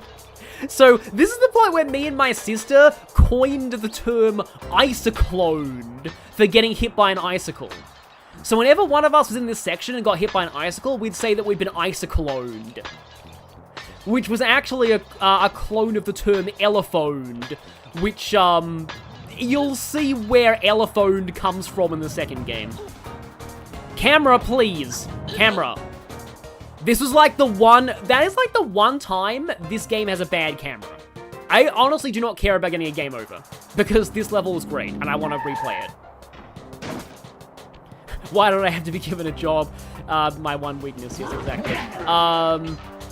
But yes, anyway, we don't have the bottle radar for this world. Yeah, I'm totally fine replaying sections of this level, it's fine. Like, I like this one a lot. I like most of this world, actually. I still have the roll, right? Yeah. Yeah, that basically makes you invincible against the Monkey's Spherium. And you don't have to watch that cutscene again. Why is it that the Ms. Ruby cutscene is, like, unskippable, but that one is? Yeah, anyway. It's kind of a shame, because, like, again, the Ms. Ruby fight was, like, one of my favorite parts of the game when I was a kid, and it's just a shame that I don't really like it as much anymore. Like, I do admit that the fast phase at the end is genuinely pretty cool, but, yeah. Other than that, I don't know, it's not the best. It's like gimmick bosses can be interesting sometimes, or sometimes not. Like, I want to think if there's, like, a game where a gimmick boss was, like, genuinely really amazing. I know there's a lot of kind of decent gimmick bosses out there. Jared Frey, you're back. Well, you missed the story of me and my sister inventing the expression icicloned for getting hit by icicles in this section. And now, no weird camera. Like, yeah, the camera's pretty good in this game overall. I don't know why it did. Oh, that was okay. Oh yeah, that's funny. They cuddle the little sphere monkeys if they hit you. That's actually really nice. Yeah, again, Spyro did that as well. Like, I kind of like it. Like, I mean, it does feel kind of mean sometimes, but I do kind of like it when they give enemies taunting animations for hitting you. Yeah, I think it's like there's a brief window, or maybe if the sphere hits you from above, when you have the roll, then oh, wow, that was a cheap shot. Okay.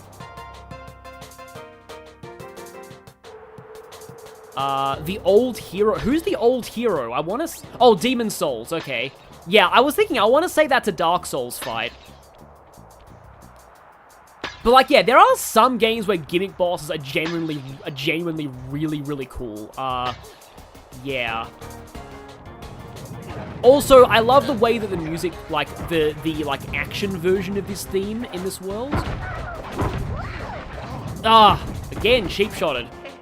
Probably should just go through the center. Oh yeah, that's probably why they make the Ms. Ruby cutscene unskippable, because it explains the gameplay gimmick, yeah. And if you, like, take a break from the game, say after getting a game over, they would want you to review that again, because it's kind of important. Maybe I just don't even try and hit them, or I let them catapult first, and now hit them. There we go, that's how you do it. I have shockingly few bottles right now, and that annoys me. Also, you can set off the fireworks everywhere, and that's fun. They make the controller vibrate like crazy, though. I wonder if those actually say panda in, like, kanji, because I know that the Chinese characters for panda, it's literally Big Bear Cat, which is amazing. Uh-oh. Yep, they will hit you even if you hide. Also, they do a sword swallowing routine if they hit you, which is cool. It's kind of funny how their taunt animation, though, gives, you know, you an opportunity to, like, actually hit them back. Dark Souls 2 Mirror Knight. I remember there being some pretty decent Castlevania gimmick bosses as well, kind of. Now here you have to go underneath the these awnings. What is my favorite You Are Not Alone moment in a game I played? Probably Persona 3, and then 4 and 5 kind of just did the same thing over again, and I thought that was kind of, Xenoblade has some decent moments like that too, though, I think. Oh yeah, and you can't skip the Ms. Ruby cutscene to make sure the music syncs up with the gameplay. I know there are some, like, music-themed games out there. Also, wow, straight up fireworking them to death. That's painful. Oh, actually, that means we Mulan'd them, basically. I almost wonder if Mulan was an influence on this world. It probably was, thinking about it, because, like, Mulan would have been around this point, I think. maybe Mulan would have been Mulan definitely would have been out by now. I forget, like, that was like 2000s, right? I think it was.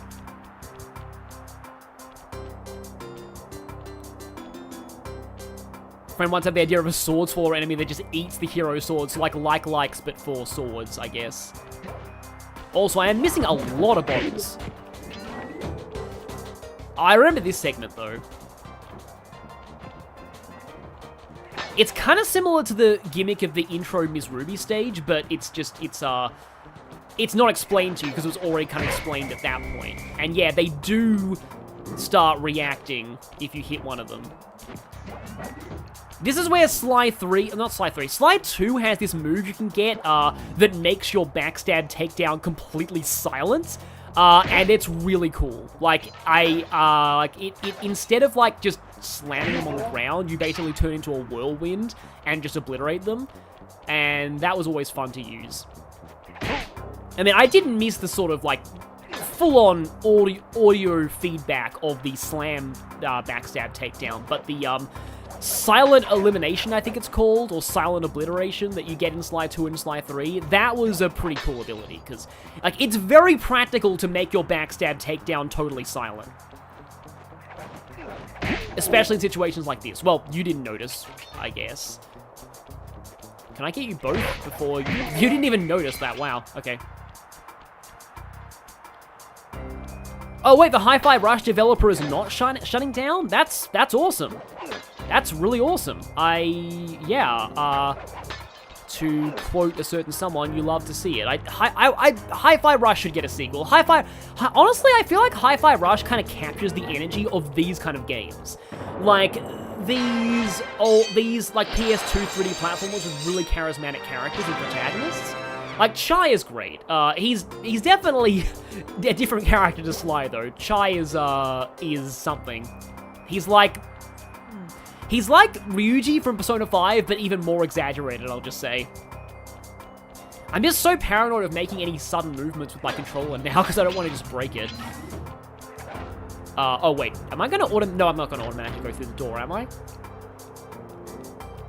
Oh, they're owned by the PUBG guys now, okay. But it is cool to see that Tango Gameworks lives. Oh, I actually did get all the bottles. Huh. I guess all of them are in the end, like half of them are at the end of the level. Press the circle to enter the vault code. I got a real headache figuring this one out. Input 578. Yeah, I really hope that they do, like, that the IP is, like, safe and good in their hands. Because I know that, like, Crash and Spyro, like, Toys for Bob have gone independent, so I hope we see more Crash and Spyro. Yeah, Chai is just Ryuji with a catchy voice. And better. I'd always heard that one of your southern ancestors, Huckleberry Cooper, developed a technique to move while staying invisible. Hold down the circle button to turn invisible, then move around with the left analog stick. Oh, this is actually kind of interesting, because if you miss this, a few of the levels later in this world get a bit harder. You move very slowly while, like, look at this, look at this, look at this. This is, like, it's not super practical, but just being able to move it all while invisible does help sometimes. You can't attack, though. You have to get out of invisibility to attack. It's kind of like D&D. Oh, in D&D, attacking breaks invisibility, but still. Tango gets Hi-Fi. I mean, yeah, do they really need anything else? And also, I love that Hi-Fi Rush came to PlayStation. Hi-Fi Rush is an amazing game. It's one that I am almost certainly never going to 100% though, sadly, because, like, wow. I've beaten a couple of levels on Rhythm Master mode. That's where if your combo ever drops below D, you instantly die. And some of the bosses in that although from what I've heard, like, boss checkpointing, so, like, as much as I would have loved checkpoints for the Ms. Ruby fight in this game, boss checkpointing can be a double-edged sword, because the boss checkpointing in Hi-Fi Rush, if you, like, on Rhythm Master mode, if you die in the second half of a boss, your combo goes back down to C, so it's actually way harder on Rhythm Master if you die, because then you have to desperately keep your combo, like, build up your combo again. Nice job breaking into the Panda King's compound. I think I figured out a way to get to the top of that giant statue.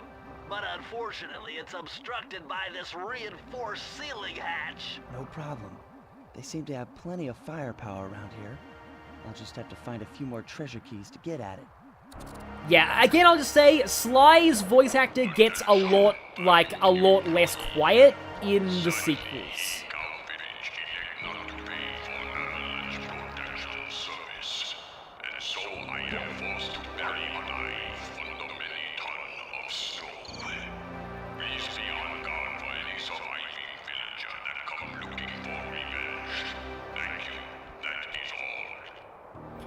So yeah, apparently some of these villagers needed to pay tribute to him, and they just got buried alive for refusing. Yeah. Flaming Temple of Flame, I remember this one! For some reason, this name always stuck out to me, the Flaming Temple of Flame.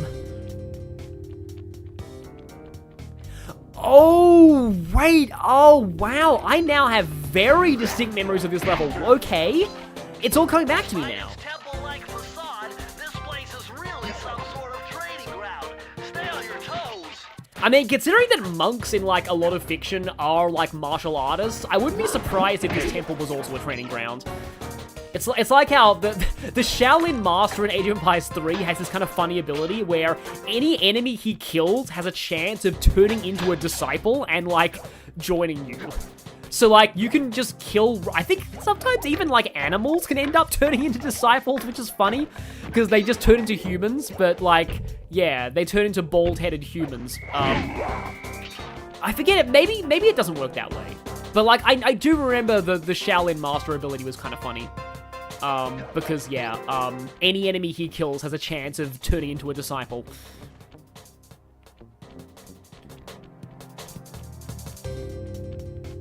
Oh, I remember this now. You can drop under here and grab this. I think it's like, I remember very distinctly, I was playing the time trial of this after school or something. I was playing this level after school. You know what? Actually, hang on a minute. No, wait. This was actually the last level I got all the bottles in. It might have been because of these two, actually. This was the last one I got all the bottles in. That's why I remember it. Because I remember quite clearly that, yeah, this was the last vault I opened. It's interesting going back to my memories of this game. But yeah, sorry to keep being redundant and saying the same thing over and over again. This was the last level that I got all the bottles in. It's also just a kind of a decent idea, just going around this sort of temple. Oh, hi there. You are something. Chimpius Kung Fuium listens to techno.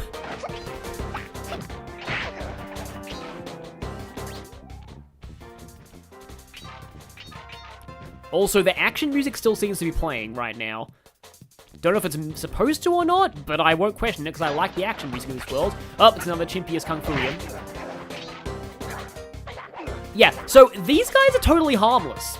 You can just ignore them. They don't even have an entry in the log.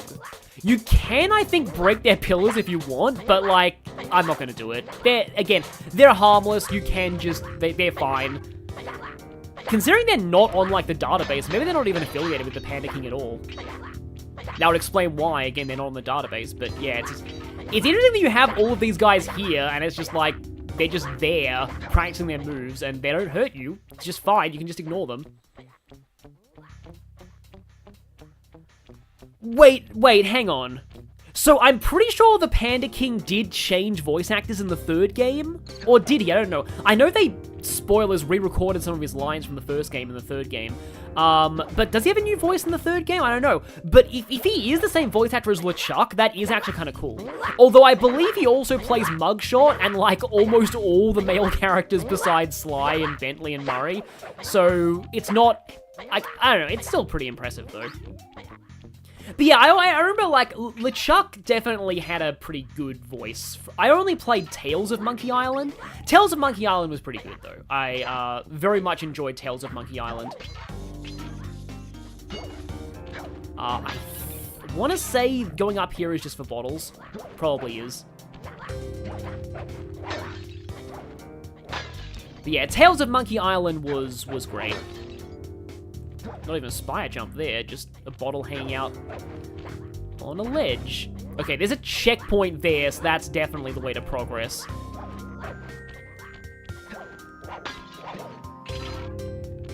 I need to look up, because I don't know if it's the same voice actor or not.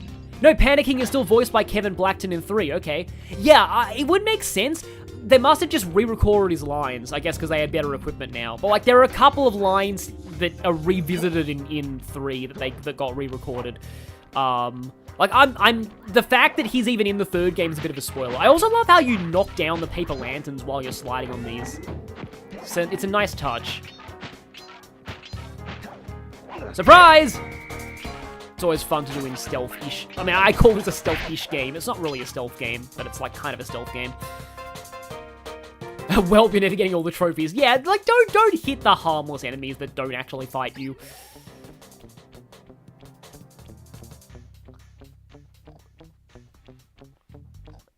Warrior Monks and Total War Shogun 2, yeah.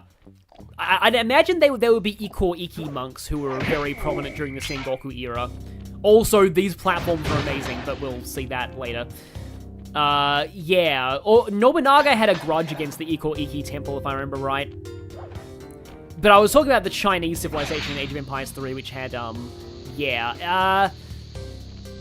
Yeah, I think the Japanese get 2 monks. China only gets 1, but they can convert enemies into disciples, and, India gets 1, but it's riding an elephant, and very, very strong.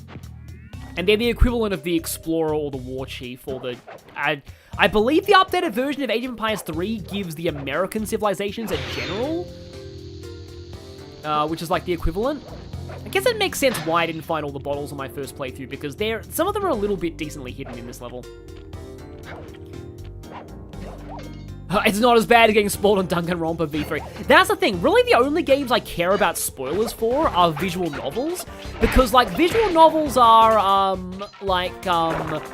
you know, like, the gameplay is the story, so getting spoiled effectively also ruins the gameplay. Whereas in a lot of other things, I'm like, if I get spoiled, it's like suspense. Uh-oh, we're gonna get icycloned again? Nope, no icicles.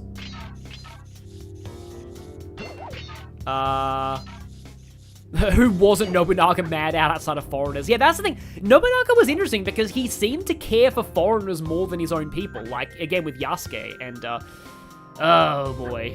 That just reminds me of the current Ubisoft controversy. Like, seriously, like, you're complaining about historical accuracy in Assassin's Creed, a game that, like, has Winston Churchill and a certain dictator starting with H on the same side in World War II, like, really. Anyway, I don't want to get into it too much, but, like, you know, it does...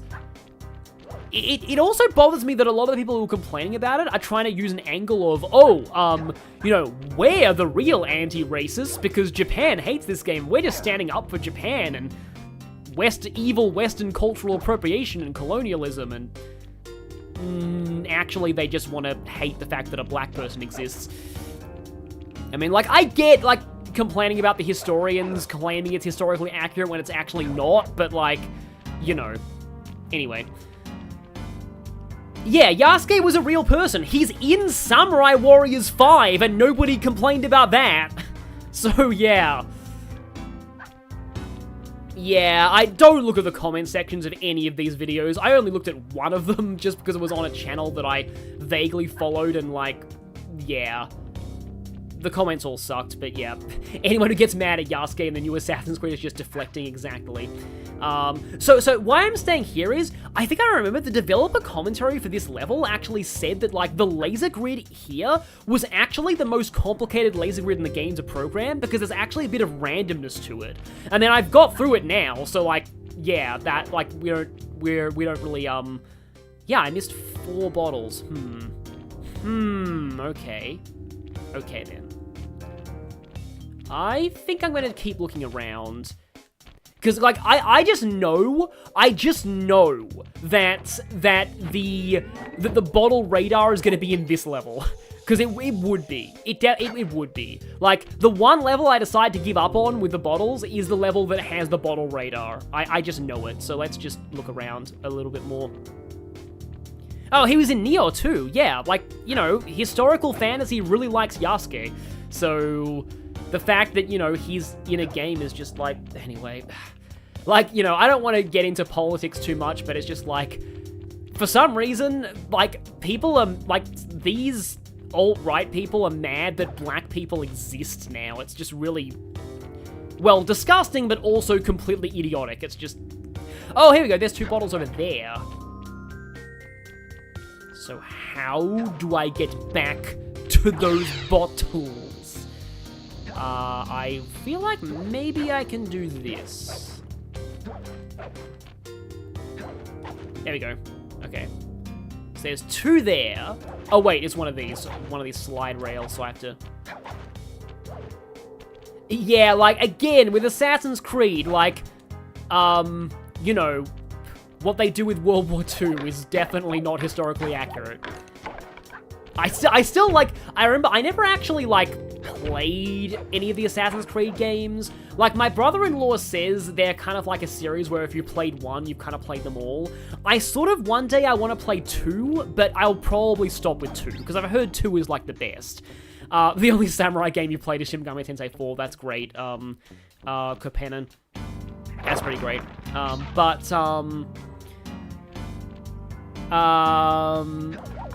Anyway, but like, the one thing I love was when I went into like, a game store and saw that there was like a poster advertising the Assassin's Creed DLC.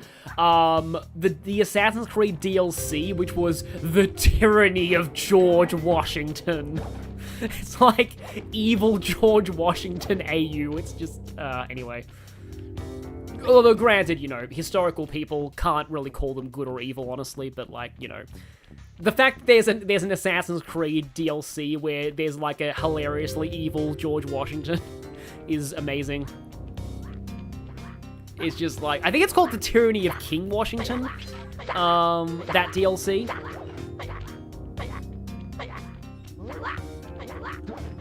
Oh, I would not make Assassin's Creed 2 the only one I don't play. It's part of a trilogy? Okay.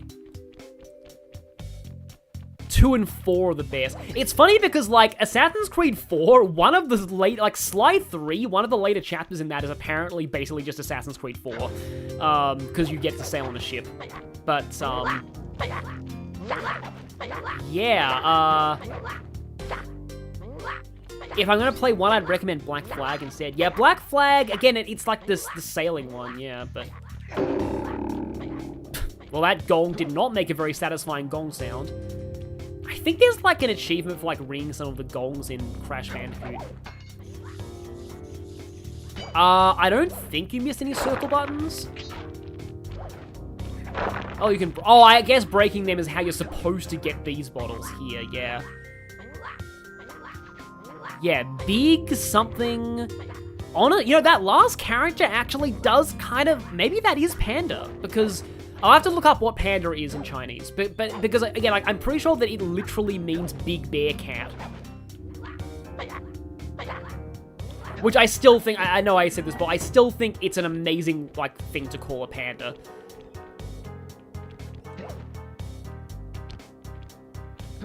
So, we have 2 bottles here. Don't want to have to just scour like the entire like level again, but I guess we're doing this anyway. Plus, that DLC was before people decided that it was cool to pretend to care about historical accuracy. Yeah, granted. Joker the Kitsune fan of what you missed for you being gone for the last 7 minutes. We started this world and doing these levels, and this is one of my favorite worlds in the game. I'm just hunting down the last 2 bottles here. Now I'm just remembering Never Say No to Panda. That was a meme for a while. There was a meme. It's like somebody says no to like something involving like a brand that involved like a panda, and this giant panda appears out of nowhere and like throws something at them, or just destroys their stuff. The only reason I know about that is because of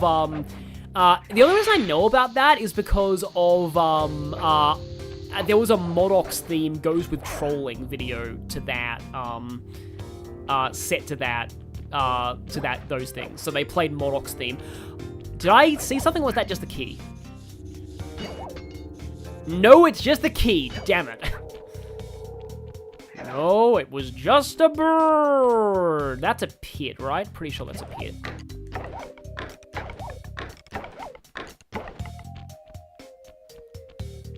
You know the meme I'm talking about, yeah. MODOK I was looking forward to MODOK's MCU debut, and let's just say that I never watched Ant-Man and the Wasp: Quantumania, but I'm just like, yeah, that doesn't sound great. That doesn't sound like a great way to introduce him. Because, like, back when, like, you know, the Iron Man 3, like, the villain of Iron Man 3, their organization, I actually, for a moment, I thought that was gonna be MODOK. Like, that was gonna be AIM, but no. I know nothing about MODOK in the comics or anything like that, but I just know him in Marvel vs. Capcom 3 because he's a meme for being, like, apparently a huge troll. Because his theme song sounds so trolly. Okay, apologies for this. I'm gonna go back and scour the start of the level for potential bottles. So yeah, this is why the bottles are the bane of my existence. Or the bane of my childhood existence. Or just the bane of my childhood, I guess. MODOK peak with Marvel Superhero Squad. I have no idea what that is, but if MODOK peaked in it, it sounds good.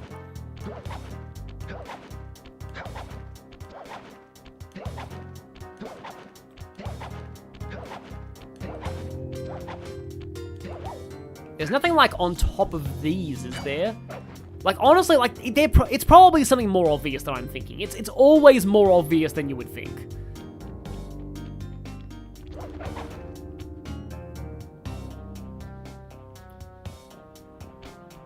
Was MODOK in one of the Honest trailers for what a live-action minion would look like? Maybe.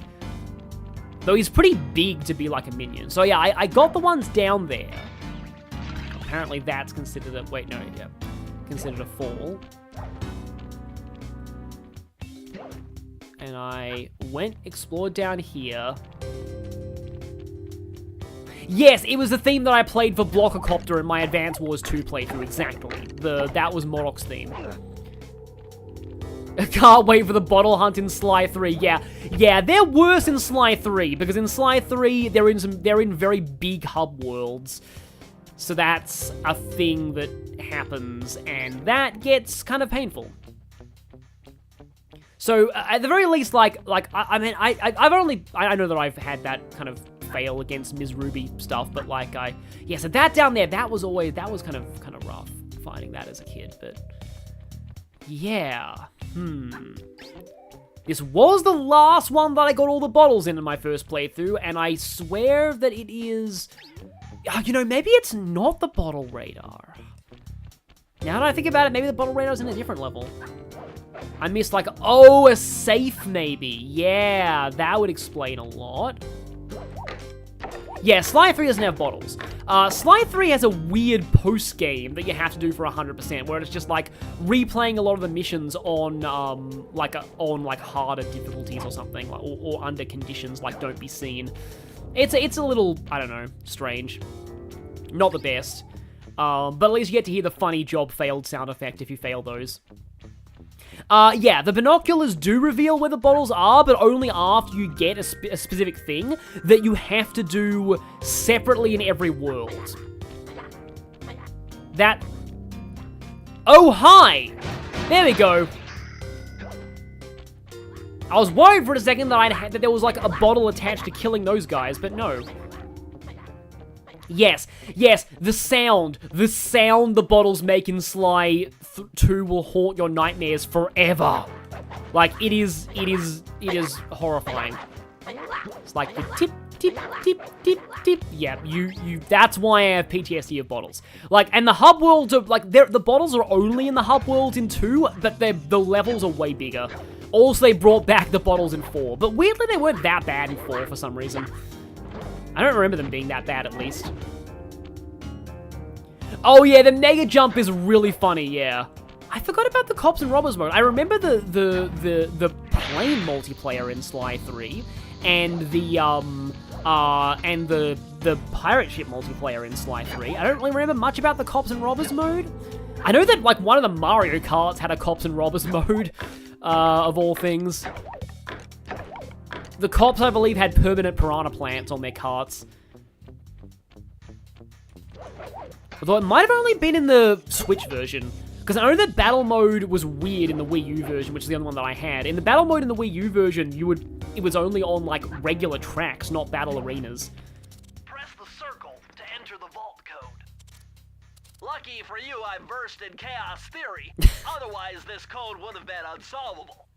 Input 932. Chaos theory, I believe, is a real thing. Kind of reminds me about how I learned about the concept for entropy via Dr. Entropy in Crash Bandicoot. Incredible! I never would have thought this was possible. Sir Augustine of Cooper's technique to briefly defy gravity. From now on, you should be able to pop right out of those bottomless pits you keep falling into. And you won't even lose a lucky charm. So, yeah, it's this one. I remember this from earlier, so obviously it wasn't the bottle radar, but yeah, earlier in the last stream I talked about the, how the anti-drowning thing, like there's an equivalent for falling, and that's this. So now we no longer have to worry about falling. Yeah, I agree the Piranha Plant item kind of sucks in Mario Kart. Yeah. Oh no. Oh no, speaking of Mario Kart, guess what there is in this world? I just remembered. Oh boy. Please don't be this one. Please don't be this one. Please don't be this one. King of the Hill. Oh, this is a Mario level, but it's not the one I'm thinking of. Murray's all fired up to make the run for the key. While on the blasting station, use the left analog stick to aim and the square button to fire. Right on. I'll keep him covered. Yeah, I believe the item that let you find the, no, inverted controls. Yeah. Yeah, he is square, okay. Oh, okay, now these guys are actually enemies, so maybe attacking them in the temple might have been a decent idea.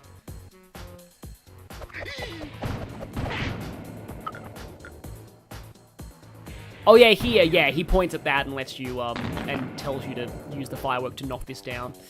I think there are enemies hiding behind these trees. Yep.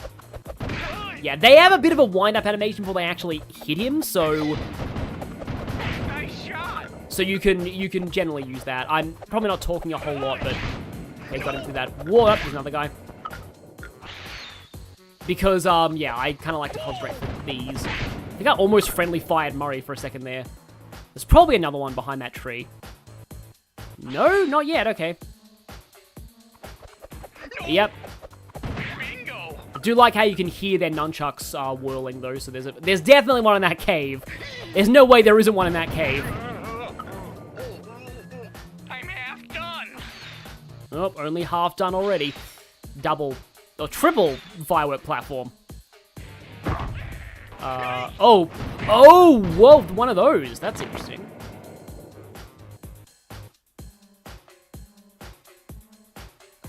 Oh, he goes behind the wall. Oh, I remember this bit, I think. Yeah. He takes a strangely roundabout way to get this, I think. Because the key is right there, but, oh, yeah, got hit there. Bit too slow, but thankfully he does have one horseshoe. Oh yeah, okay, up there. Again, he takes a weirdly roundabout way to get to this. And also, I believe there's an alarm here. Yeah, here we go.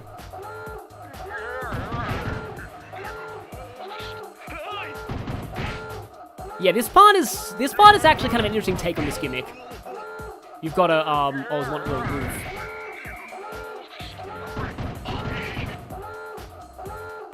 I also like how the friendly fire aspect basically, discourages you from, like, mashing fire.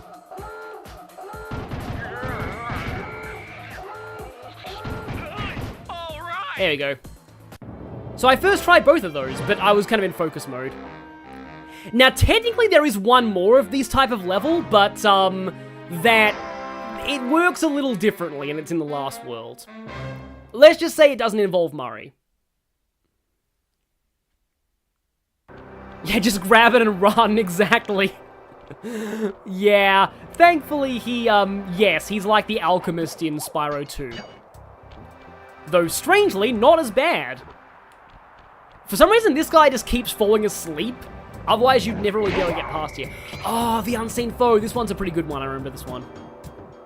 Like, in general, I like this world a lot.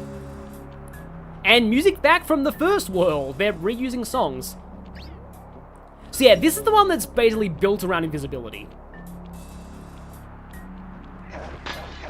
Yeah, so this right here, I think in the commentary they talk about how, like, quite a few playtesters had trouble with this. Like, you can't get through the door, and there's no way around, but you just jump through the windows.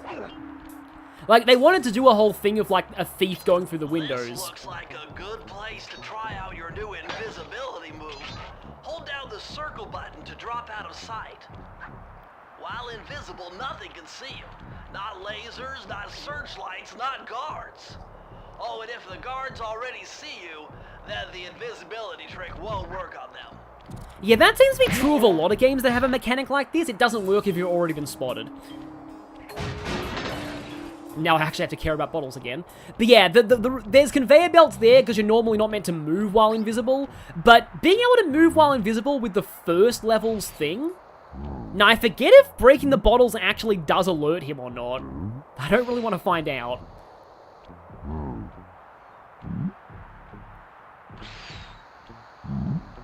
Hello.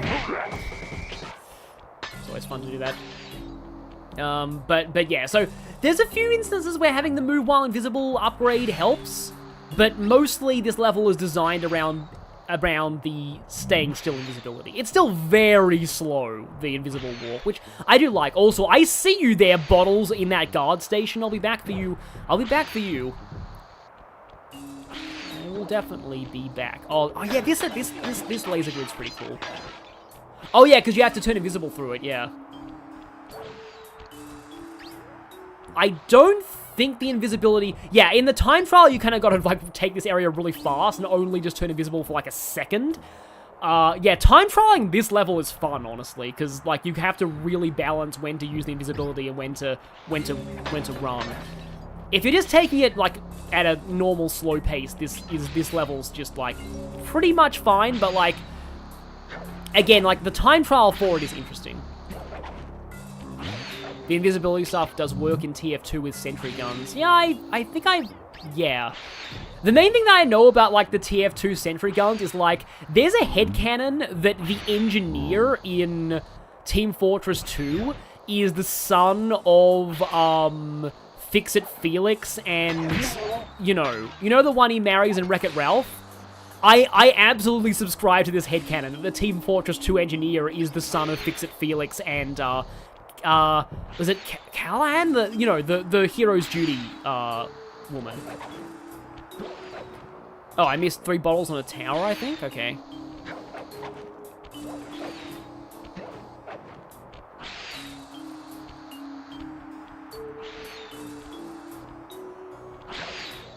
I'll just head back a little bit because I don't want to do, like, a full-on mega backtrack. Oh, whoops, okay. I guess that's the only time we're seeing the bottomless... Because you'll still get the bottomless pit death animation if you get hit and then knocked into a bottomless pit. Also, there wasn't a checkpoint, but that's honestly not that bad. It wasn't that much of the level I've been through. Never heard that theory, but it's canon. Yes. To you now? Yeah, exactly.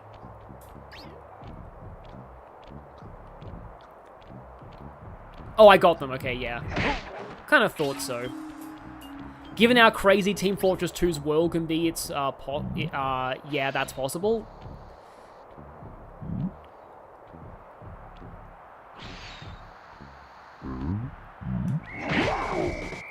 A bit of a wind up on that sword throw, which kind of doomed him there.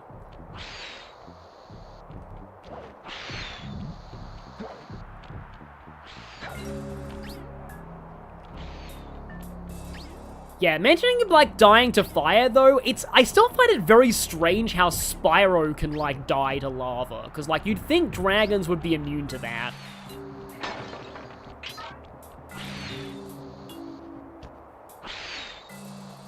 Yeah, we do never get to see the engineer's father.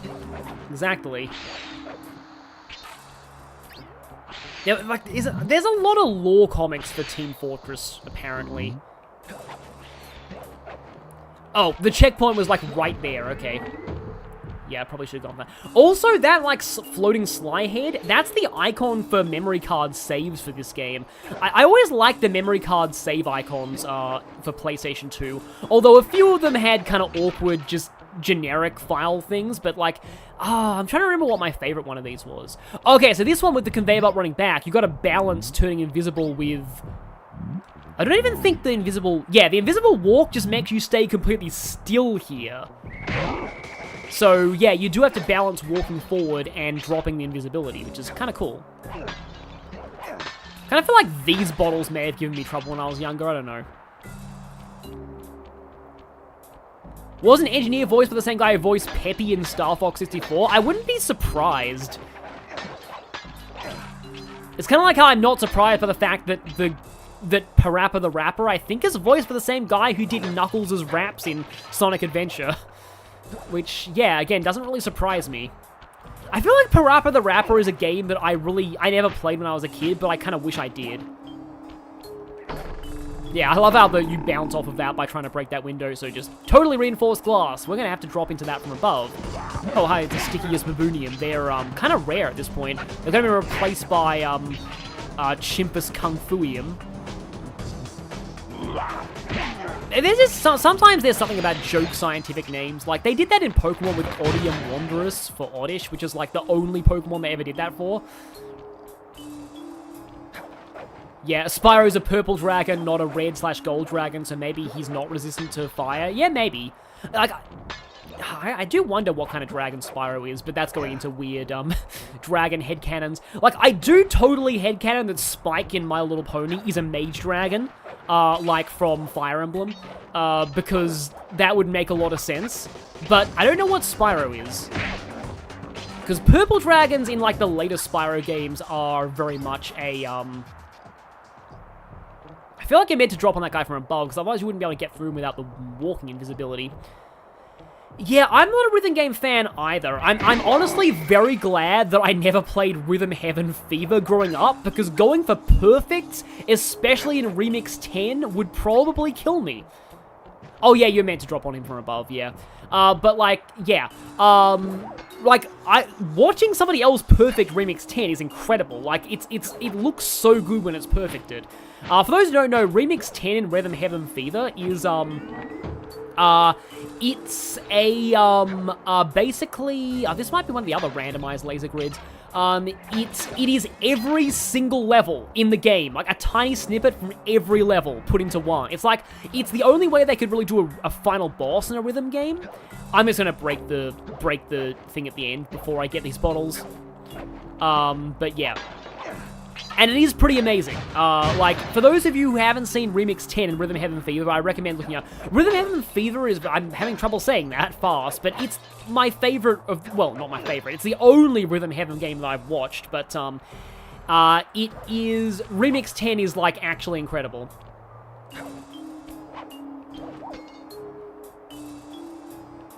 Dragons being purple only matters, to the Legend of Spyro trilogy, yeah. The Legend of Spyro trilogy is interesting, like, it seems alright from what I've heard, but it's like, oh, great. One off. Let's hope it's up here somewhere. Because if not, there could be problems. Haven't actually found the safe, though, so maybe it is up here. Safe is there. There's a bounce here, huh? Oh, it is up here. Nice. I was thinking that bounce pad had to exist for a reason. It was a challenge, but this vault's combination has got to be 6, 6, 7. Oh, it's not. Yeah, there probably should have been a 666 one in the previous world, but I don't know if that would have been too much. Red Fox is the VA for Parappa, and he just does the Knuckles theme rap. The others are done by Hunted P. Yeah, this is the bottle radar. I had a feeling it might be. I think there's only like one more level, though, that has bottles in it at all, if I'm remembering right. So, bit of a weird time to get that. Though it's not like Shannon in Fire Emblem Thracia having like, oh hey, the only good thing about him is the bargain skill, but there's like one shop left in the entire game after he joins. So even that is fail.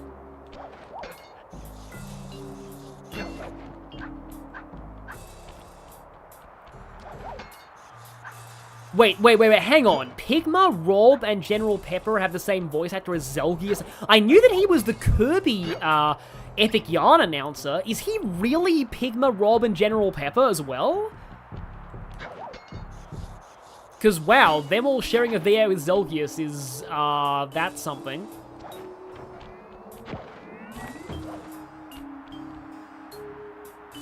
He's in the shop pretty bad, too. I wouldn't be surprised if it was a bad shop. Yeah. I don't know, I'm honestly thinking of doing a Thracia playthrough after Digital Devil Saga 2, but, like, I don't know if I probably won't use Shannon. It's really funny to make Shannon, like... Sly, this pagoda is some kind of huge gunpowder production plant. Judging by the scale, the Panda King must be making tons of explosives. Well, let's hopefully put a stop to that. How many cake-eating jewels? But yeah, like, I'm not gonna... Like, some people have made Shannon work with, like, scrolls. I'm not... By the way, I'm sorry to disappoint everybody, I'm not gonna be using Marty. I mean, I've seen people, like, make Marty cap all his stats. It's funny, but, like, I'm not a huge Marty fan. I mean, he's great utility for, like, capturing early on, but, like, I'm not a massive Marty fan. He was also the soldier in Team Fortress 2. Wow, okay. Yeah, you have to actually activate these. Well, that was a weird trajectory, but oh well, it worked. Yeah, I've been getting crazy luck with move growths. I really hope the move growths are this crazy when I actually play through the game on the channel. I calculated the trajectory of these rockets and... I'm 99% sure you'll be able to ride them all the way to the top of that statue before they explode. What about that other 1%? Well, in that case, Sly, you will be blown to bits. But the experience will no doubt be spectacular. Nice. Now, to unlock these rockets, you're going to need all 7 of the Panda King's treasure keys. Right on. I'll steal them in no time. Speaking of, as the biggest Thracia indifferenter, I subscribe to Marty Supremacy. Yeah, Marty is fun. Like, he's a silly meme character, but he's pretty fun at times. So, there are, 4. So there's 3 more, okay. And I know one of them is a... And one of them is a... Yeah! I wanted to make, like, a good sound. Yep, there's another Murray race level. I'm putting that off to the end, because of course I am. Oh yeah, one of them is that. Okay. Yeah, like I said, there's only one more level with bottles, and it's one where you really don't want to use the radar, let's just say. Rapid fire assault, yeah. It's also kind of cool how they demonstrate Sly breaking one of those doors with the gun in the level intro, because you'll have to do that for the rest of this level. Oh, dang it. That's actually a really bad thing to cut off, because there's actually massive lore there. Can I, like, intentionally die and get that lore again? Because... Please kill me. That's a weird thing to say. Oh, yeah, these enemies actually die if they hit you. I remember that now. That was weird. Okay. Yeah, if they hit you, they backfire their nunchuck into themselves. Here we go, L1. This vehicle is identical to the one you found in Miss Ruby's lair. Someone with some serious high-tech skills must be providing these guys with hardware. The 5th member of the Fiendish 5, perhaps? Remember, use the left and... Yeah, we know about the tutorial. But that is important lore. The fact that somebody is making these tech and providing it for them. That's important.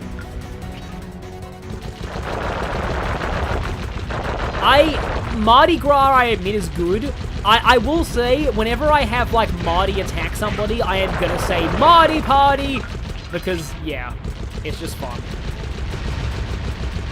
It's Nolaning time, but it kind of works. So yeah, it seems like you get the second one of these levels pretty soon after the first one. Attention, valued employee. It has come to my attention that is somewhere inside the firework production facility. Please do your part to pitch in by killing this intruder on site. Thank you, that is all. Yeah, Panda King is a guy of few words. He's pretty to the point. But yeah, killing the intruder on site. That's pretty, it reminds me of that Spyro thing where, like, the subtitles say kill that Yeti, but no, the subtitles say torch that Yeti, but the voice acting says kill. I believe they do say torch in the remake, though. But yeah, it's like in terms of like the title of this stream, like I wouldn't say this is exactly a kid's game. Like there's a lot of things in this that would fly over kids' heads. It's probably more like a young teens game, I suppose. It's still very weird. They made an enemy that actually dies if it hits you. Okay, there was no checkpoint. Oh, that's fine though. I'm not too worried about that. The only time I've been bothered by checkpoints was the tutorial and Ms. Ruby.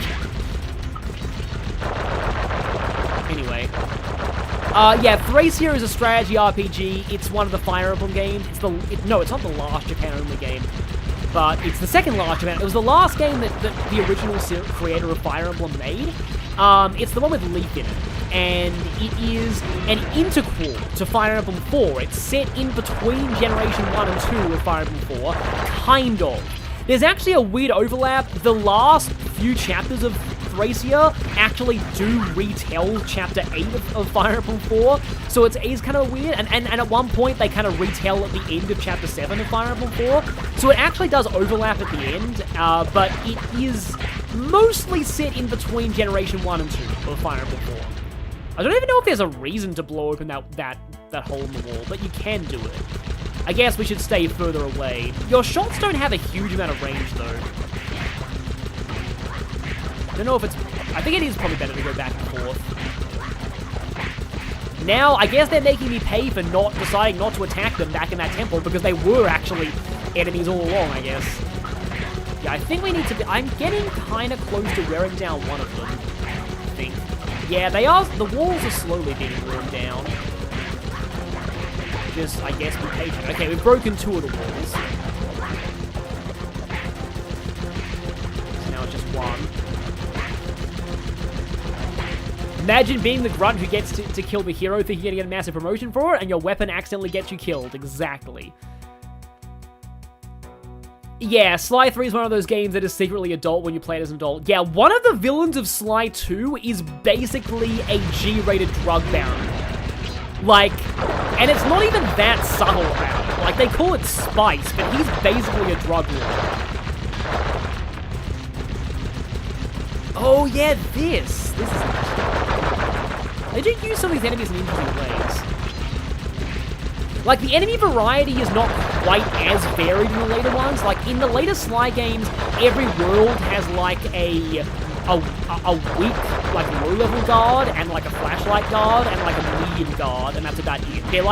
They're essentially model swaps of each other. They do look different, but they have the exact same gameplay function. So, here I do appreciate the enemies being at least somewhat varied. Well, not somewhat, quite varied. I feel like we've got a while since we've seen a checkpoint, and that worries me a bit. Yeah, Fire Emblem 6 basically being a stealth remake of the first, of like Mystery of the Emblem, was probably because they wanted to play it safe after Cargo left and prove they could still handle the series. And FE6 is still pretty good. Like, I do think that, like, gameplay-wise, I'm not as big a fan of its characters, but gameplay-wise, FE6 is pretty good, so I think they did a decent job. But, like, yeah. If anything, I'm kind of one of those people who do think that the series was probably better after Cargo left. Like, the Cargo games had their charm. Like, Mystery of the Emblem's good, Fire Emblem 1 is good, Thracia is good, but it's very funny and janky, and it's not a good game to play blind. But, oh, this is weird. You'd think there'd be some kind of enemy challenge you have to do while breaking this pillar, but no, you just sit here and break it. Maybe there was going to be one, but they cut it. These levels sadly don't have commentary, so I don't really know what the designers were thinking about them. But yeah, like, I like FE5 a lot, but it is a game that you do need to know its jank. For example, last night while playing, I got screwed over because, it turns out you can't heal green units in FE5, and that really sucks. There's at chapter 11, you have to keep a green unit alive, and, yeah, you can't heal green units in FE5. And he's very weirdly stingy about using his vulnerary, let's just say. And also, he just sits in range of 2 ballistas. Ow. Didn't press the square button in time. He sits in range of 2 ballistas instead of like when he can potentially move and only get hit by 1. But no, he's like, oh, I'm gonna stay here and be in range of both ballistas. and then he only uses vulnerary when he's like suffers a near-death experience by getting hit by 2 ballistas. Because he can only survive 3 ballista shots. And if he gets hit by 1, he doesn't use his vulnerary. So you have to endure a turn of him not... you praying one of them misses. And then he uses the vulnerary, because then he's like, oh, okay, now I'll use it. Yeah. Yeah, it's because he has 31 HP, and the first ballista put him down to 17, and, like, the ballistas put him down to 1 above half, exactly, I think. He has, like, 32 HP or something, so, I think he only goes to vulnerary AI when he's under half, but it's funny. But anyway, the reason why I'm waiting to get out my tangent before this is because there's another Carmelita level! Also has a pretty cool look on the map. And yes, this is the only one. I guess it has 30 bottles, so I guess maybe the radar's gonna help, but this is I believe this is the only level left in the game that has bottles. Because the other one is a Murray race level, and the final world has no bottles, let's just say. Wait, Cartoon, you think Persona 1 is better than Genealogy? Wow. Genealogy is a game that is like, it's a game that I used to love when I was younger, but I like it less and less the more I get older. Freeze, Raccoon! How can I freeze when my heart warms at the very sight of you? Shut up, Ringtail. I don't know what you're doing here in China, but I'm sure it can't be good for whoever owns this place. You must only have eyes for me if you're too blind to see what's going on around here. All I see is a pathetic thief who's escaped justice for far too long. I'm proud to be a thief, especially when I'm stealing from a vicious extortionist like the Panda King. Open your eyes, detective. These quaint temples are a front for an illegal explosives factory. Don't try to confuse the issue. You criminals are all the same, and none of you can escape justice. Yeah, so this is a bit of like potential, like, you know, maybe implied character development for Carmelita. She kind of realizes that maybe she's letting her obsession with Sly distract her from the real person she should be targeting right now. But yeah, it's another one of these levels, and these are pretty cool. So yeah, those things still go off. I appreciate her shots being very slow though, at least. Also appreciate being gold horseshoe right now. Also, heist safe. Oh, the aesthetic of this area reminds me a lot of, like, the Ice World in Crash Bandicoot 4, now that I think about it. Yeah, that is kind of a shame if... Oh, right! This right here actually sucks. If she hits too many of these icicles, then it gets a lot harder to get those bottles. So, I think there's a way you can kind of jank your way up there. But it's from, like, here, no, I think it's, yeah, it's pretty rough if she breaks these icicles. Do they respawn? I don't know if they respawn, but yeah. I think I may have to replay this level then. Funny that the Carmelita levels are going to be the ones that I have to replay. Oh wait, unless you, no, you do have to get up there. You have to get up there because there's a firework that you need, so there must be a way up there. Unless they do respawn.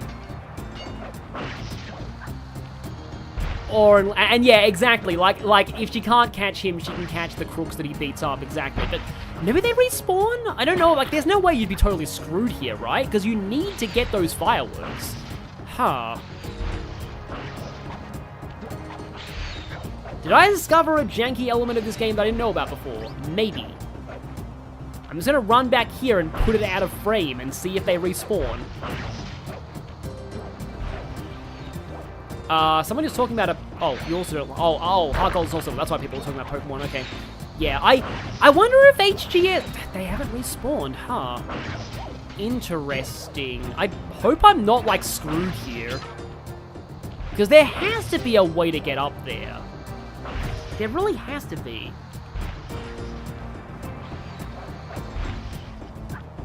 Oh, wait, is Kate Higgins really young Asbel in Tales of Graces? Because that's amazing. I don't want to exit the level. Because I've already got 15. Oh, there's a rocket hanging there. Right. That would make more sense. But I'm pretty sure there's got to be a way to get onto those. Yeah. Keep falling off that platform without jumping. Rare Sly 1 Game Design L. Maybe, we'll see. Yeah, here we go. So that's the one you actually need. And maybe you can get those from here? Oh, yeah, you probably can get those from here. There we go. That's better. Okay. Okay, so good. No Game Design L. It actually still is doable. Great.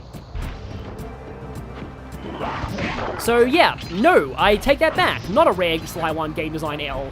Actually a Game Design W when you really think about it. So I feel like the music here is just too quiet for a chase sequence, but I don't know. And now the third one. Because you need all three of them to get that down, I think. I like how the snow falls. But yeah, Heart Gold Soul Silver used to be like one of my favorite Pokemon games. I haven't played it in ages. Apparently it's just as slow as Diamond and Pearl at times, which is very iffy. But like, I like it a lot more than Diamond and Pearl. It's just, well, that was a good shot. I like it more than Diamond and Pearl, let's just say. Here we go. She shoots out the windows. But Diamond and Pearl are my least favorite Pokemon games. Yes, including the modern ones. Okay, here you have to let her shoot out the windows, which is kind of interesting. Yeah, the combat arts system in Echoes is kind of decent. I like the way that you learn them off of weapons. It is kind of nice. I've got to remember that I actually do have Bottle Radar. But I guess I'll have time to read chat more when I'm not having to dodge stuff. But yeah, it is kind of a sad feeling when a game you used to like as a kid, you don't really like it as much when you grow up. But this is not one of those games. I still like this one a lot. Yeah. Like, you know, the newspaper descriptions have not aged well at all, but other than that.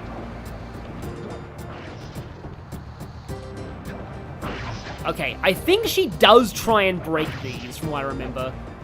Yes, she absolutely does, but they do respawn. So again, Game Design W.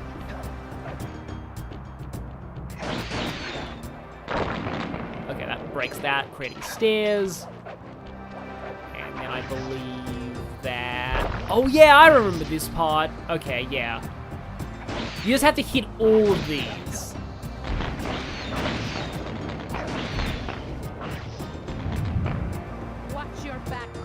When you least expect it, I'll be there. And then somehow she just falls in the water and we're totally okay with that, I guess. Yeah, she'll be fine. Can foxes swim? I want to say foxes can swim. I don't know much about, like, you know, because, like, in Australia, foxes are, like, horrible pest animals. But, like, I want to say, because dogs can swim. So, and foxes are, like, basically dogs. Oh, there's the platform. There we go. Can I even get back up there? I mean, the camera's weird, but I think I might maybe be able to... Oh, no, there we go. There's the camera's better there. Can I get back up there? Let me see. I will find a way. Almost destroyed your cart in rage as a kid of Heart Gold Soul Silver. Interesting. Huh. What were you raging at? red foxes can? Well, she seems to be a red fox, so that would make sense. Maybe I actually do have to restart this level, which would be kind of funny, because that would mean I have to restart. I'd have to restart. That would mean the Carmelita levels are the only ones that I had to restart because of bottles, which is kind of amusing. Which I have to say the same thing twice, but oh well. Yeah, I looked up her voice actor at Carmelita's voice actor in the first game, and I do believe she actually does, like, have the right ethnicity for the accent, because she was also in the Casa Grandes, apparently, which I never saw anything on that, but, like, yeah. So... Lance and the awful levels, etc., okay. Yeah, a lot of people do have, like, it's funny, like people have kind of, like, Heart Gold and Soul Silver used to be pretty unanimously loved back in the day, but I think a lot of people have kind of turned around on it now. Freeze, Raccoon. Oh, dang it, this is, wasn't the first one of these skippable, though? I don't know That's what you're weird. doing here in China, Huh. but I'm I feel like the sure first one of these people was who are skippable. Anyway, I'm going to talk over this just Must only because have eyes for me if this is you're the blind to see what's rewatching going on cutscenes around episode, here. I guess. All I see is As a kid, you pathetic tried attempt shiny to hunting escape Lugia and justice Soul for Silver and haven't Cartel. touched your I'm copy proud to be a since? thief, Oh boy. Especially when I'm stealing from Yeah, vicious that would extortionists be like a the Panda thing. King. Also, Open your yes, eyes, Asbel. detective. I'm going to be These making a temples lot are of front for an Asbel illegal jokes about explosives factory. Thracia, Don't try to confuse the issue. You criminals are all about the same, and none of you Thracia, can escape Asbel, justice. and Trail, and Tales of Asbel, because, yeah.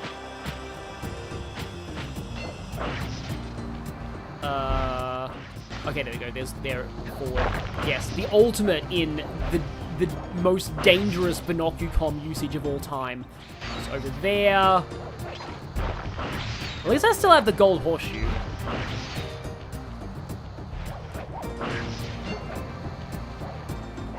Jump and hit that in midair. That's how you do it. There we go.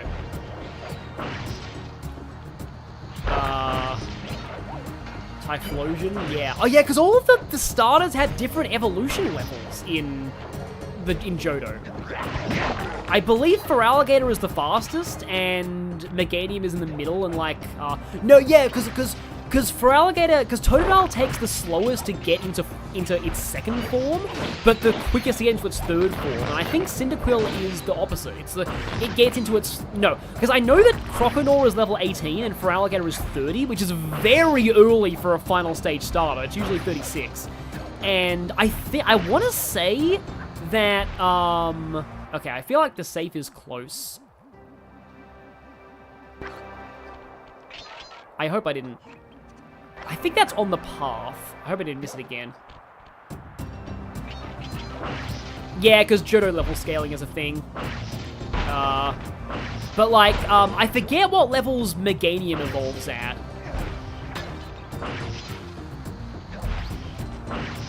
Yeah, level 30 is really stupid for a Final Star Revolution. I don't think they ever did that again. But I want to say Meganium is like 32 or something? Oh, how did I miss that? Wow.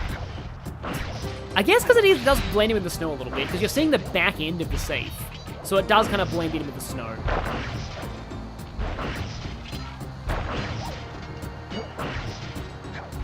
Yeah, I'm glad they streamlined. Like, again, it's probably the weird Johto level curve, but it is interesting how they kind of, like, I admit it's a unique trade-off to be like, okay, so this starter reaches its middle form faster, but its final form slower, and then this one is vice versa. Like, it's an interesting idea, but like, in practice, I feel like the third forms, they're more impactful than the second forms, usually. So reaching your second form faster is generally less useful than reaching your final form faster. Unfortunately, this vault code appears to have been written in owl dialect.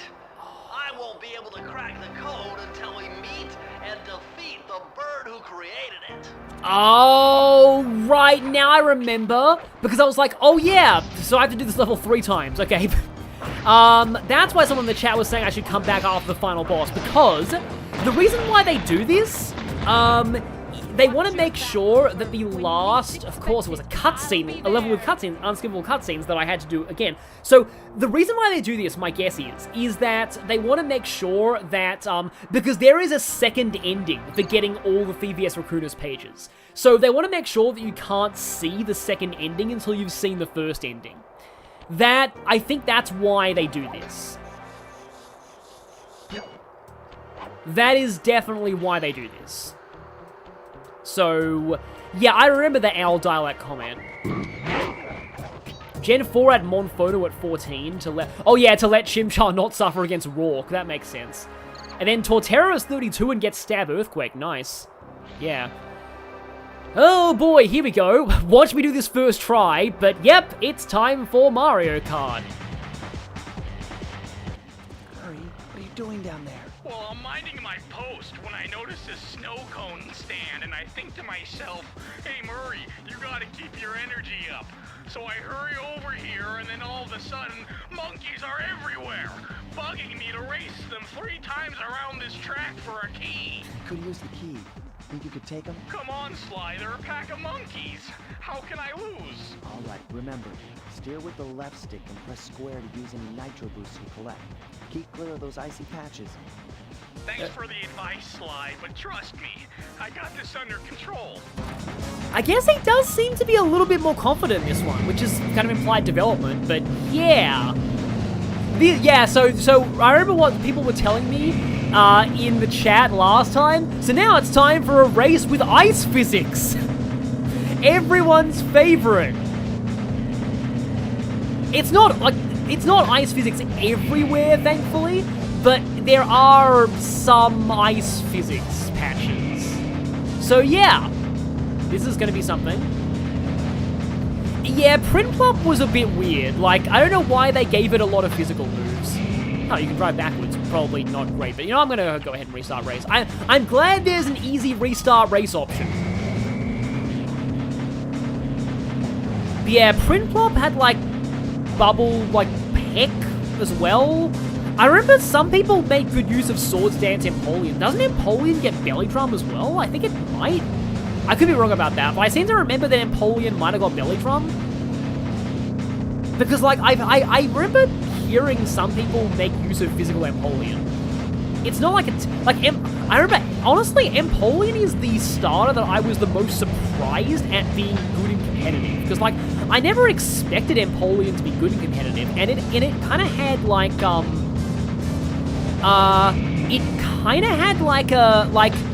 it took a while for it to get going. Like, people didn't actually understand how good it was for quite some time.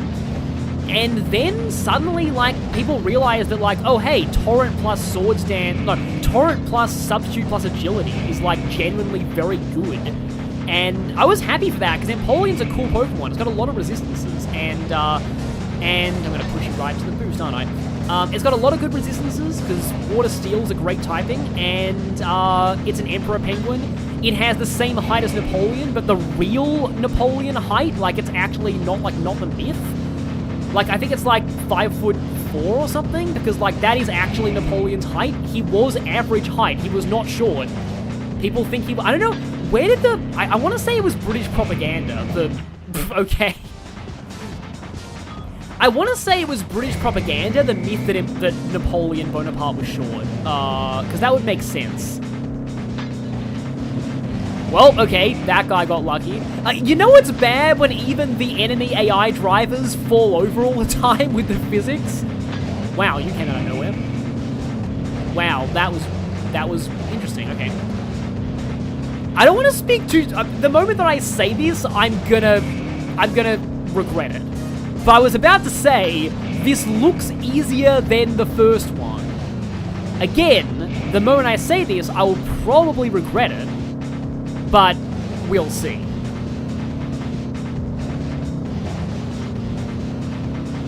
You blame the metric to Imperial System conversion? I mean, maybe, yeah. It's funny because, like, speaking of Pokemon, a lot of the heights and weights make more sense, like, for the benchmarks for, like, Grass Knot and Low Kick in Japanese. Because in Japanese, the threshold for max power out of grass knot and low kick is, I believe, 200 kilograms, which makes a lot more sense than some weird value in the thousands of pounds. Oh no. So here's the thing. How do I use these boosts without going crazy and flying off the track? We got boost power. Maybe. Sort of. Can I make it in time? I don't know if I'm gonna get this last one in time. I think I'm... I don't know. Nah, it doesn't look like it. The ends on the nitro canisters just remind me of Neocortex. Yeah, I mean, this is honestly, like, I actually like this track a lot more than the last one. The first one, so that's kind of weird. The fact that you start, like, I feel like they start closer together as well. It is a little annoying they don't have unique cars, though. I like the unique cars of the first one. However, they're stealing all my boosts, which sucks, but at least they're all really tightly packed in this one. Yeah, they do seem to start closer together, which is good. Finally, you actually let me get one of the boosts. Say that, and you immediately don't let me get the other one. Okay, I'm only in lap 2, and I'm already in 3rd, and I'm pretty close to the top 2, so yeah. Like, once you get into the lead, usually it's not, like, that bad to keep it if you just keep getting boosts, because then you have a monopoly on the boost canisters. It's kind of like how the person in the lead in Mario Kart has a monopoly on the items. However, in Mario Kart, there are more items on the track. Like, here, there's only one boost canister, like, in every group, whereas, again, like Mario Kart, you know. I do kind of like how you have to take that turn, like, sub-optimally to get that boost, though. Okay, so now as long as I don't flip myself, I should have this. Oh, right, yeah! This was supposed to be World 2. That's why this race is easier. That would explain it. I guess they didn't rebalance this race after they moved the Panda King to the end game. Yeah, that would explain a lot. Thank you, Mario v Sonic 999. Speaking of which, I can't believe that Mario and Sonic as a series is dead because of the NFTs. I'm not even kidding. The Olympic Committee wanted to pursue NFTs over the Mario and Sonic, renewing the Mario and Sonic license.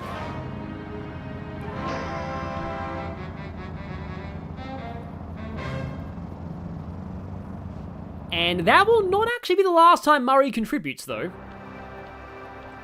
Oh, we're up to the Panda King himself now, and... Okay, last time I said there was a good boss coming, it turned out to give me pain. Hopefully, this boss is still as good as I remember it being from my childhood. Please be as good as I remember it. Because I remember loving the Panda King boss fight as a kid.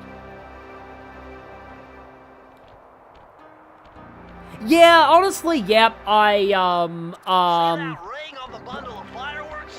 Hook onto it with your cane to hitch a ride. Yeah, there are, like, cane hooks in the second game that aren't really used all that much. Like, granted, I was at least glad that it was not Mario and Sonic doing NFTs, but still. I see you carry Kane of notorious Koopa thief clan. Have you come here for revenge? To steal back the Thievius Racoonus? That was my plan at first, but now I'm more interested in putting an end to your avalanche extortion racket. Why should you care if I bury a few worthless village in snow? You are a thief, just like me. No, that's only half right. I am a thief from a long line of master thieves, while you're just a frustrated firework artist turned homicidal pyromaniac. Insolent child. You shall pay dearly for your disrespect. Still, to honor your Koopa ancestry, I will send you to your doom with the beauty of my new firework technique, Flamethrower. So, this boss makes me want a regional fire-type Pangoro, just saying. Please make a fire-type Pangoro.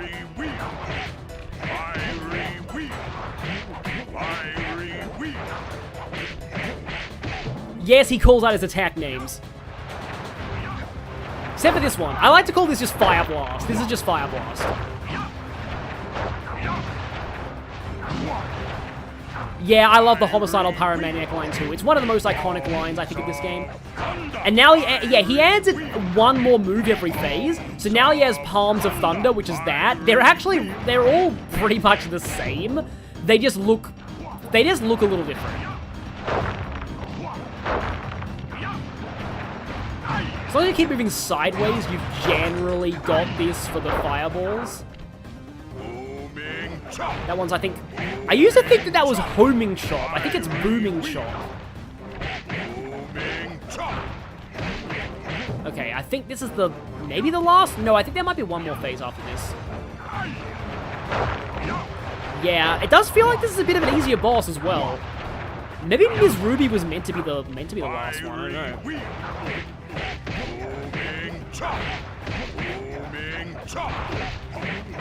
Oh no, there is one more phase. Yeah. This will be the last one. Why does Sly keep predicting Kung Fu Panda? Exactly. Yeah, this just predicted so much about Kung Fu Panda. Okay, now he uses Palms of Thunder with this.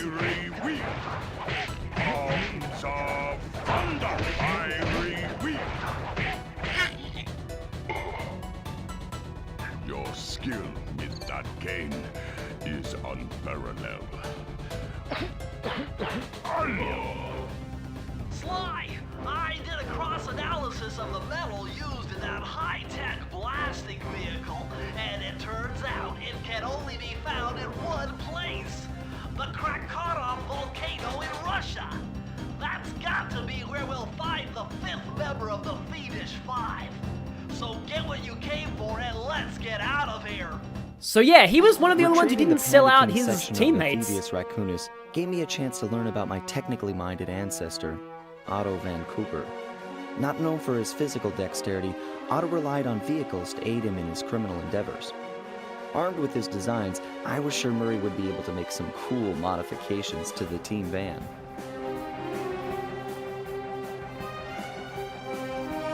So, oh wait, no, there's more.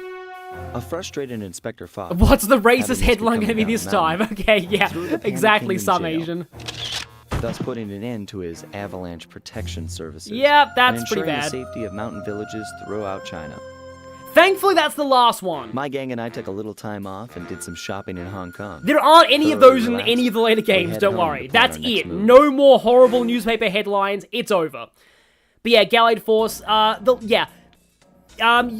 probably won't have much left like to watch in the VOD because the last world is pretty quick. Okay, partner, this is it. A trip to Clockwork's lair. Also, how do they know his name at this point? Yeah. So, yeah, this is bad. Thankfully again, no more of those newspapers. Don't worry, it's over. No more of them. Yes, because the headliner either got fired or he got arrested. I want to say he got arrested. Yeah. Yeah, anyway. So, the reason why people think that Rolly was meant, like, that they swapped Rolly and the Panda King is because that whole turret upgrade for the van would have made sense. Would have made sense if it was from Rolly, but I don't know. I mean, I guess, you know, it's from the Cooper ancestor, though, so it kind of doesn't matter where you get it from. But anyway, yep, this is where we get introduced to, where this game starts getting quite dark with its villains. We were on our way to the Krakkarov volcano in Russia. While looking over what little information I had on the final member of the Fiendish 5, I began to notice something. In the 4 parts of the Thievius Racoonus recovered so far, several of the pictures depict a shadowy owl-like figure, which looks very similar to the police images of the mysterious Clockwork.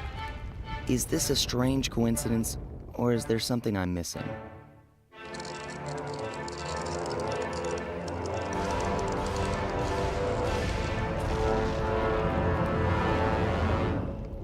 Oh, sorry you keep getting so many unskippable ads. But yeah, here we go. Hey, Sly! The road to Clockwork's fortress is blocked. Do me a favor, shoot out that lock for me, would you, pal? So, the last world in this game is basically oops all minigames, which is kind of... It might say that, like, the developers can kind of run out of time, but I do think the atmosphere of this world it works for what it is, and I don't mind it that much, at least. Like, the rest of the game is good enough that I can kind of forgive it. Bingo! My scanners indicate the clockwork is holed up in that owl-shaped tower. First things first, we've got hostile robo-falcons at 12 o'clock, Sly.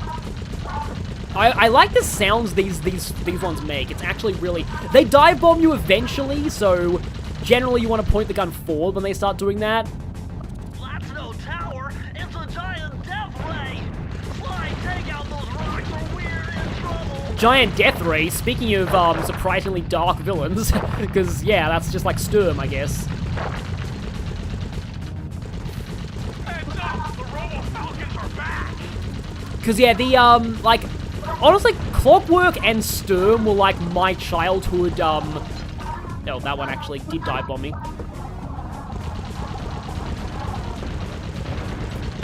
Were, like, my childhood oddly dark villains for a light-hearted series. Okay, we've got these rolling in now.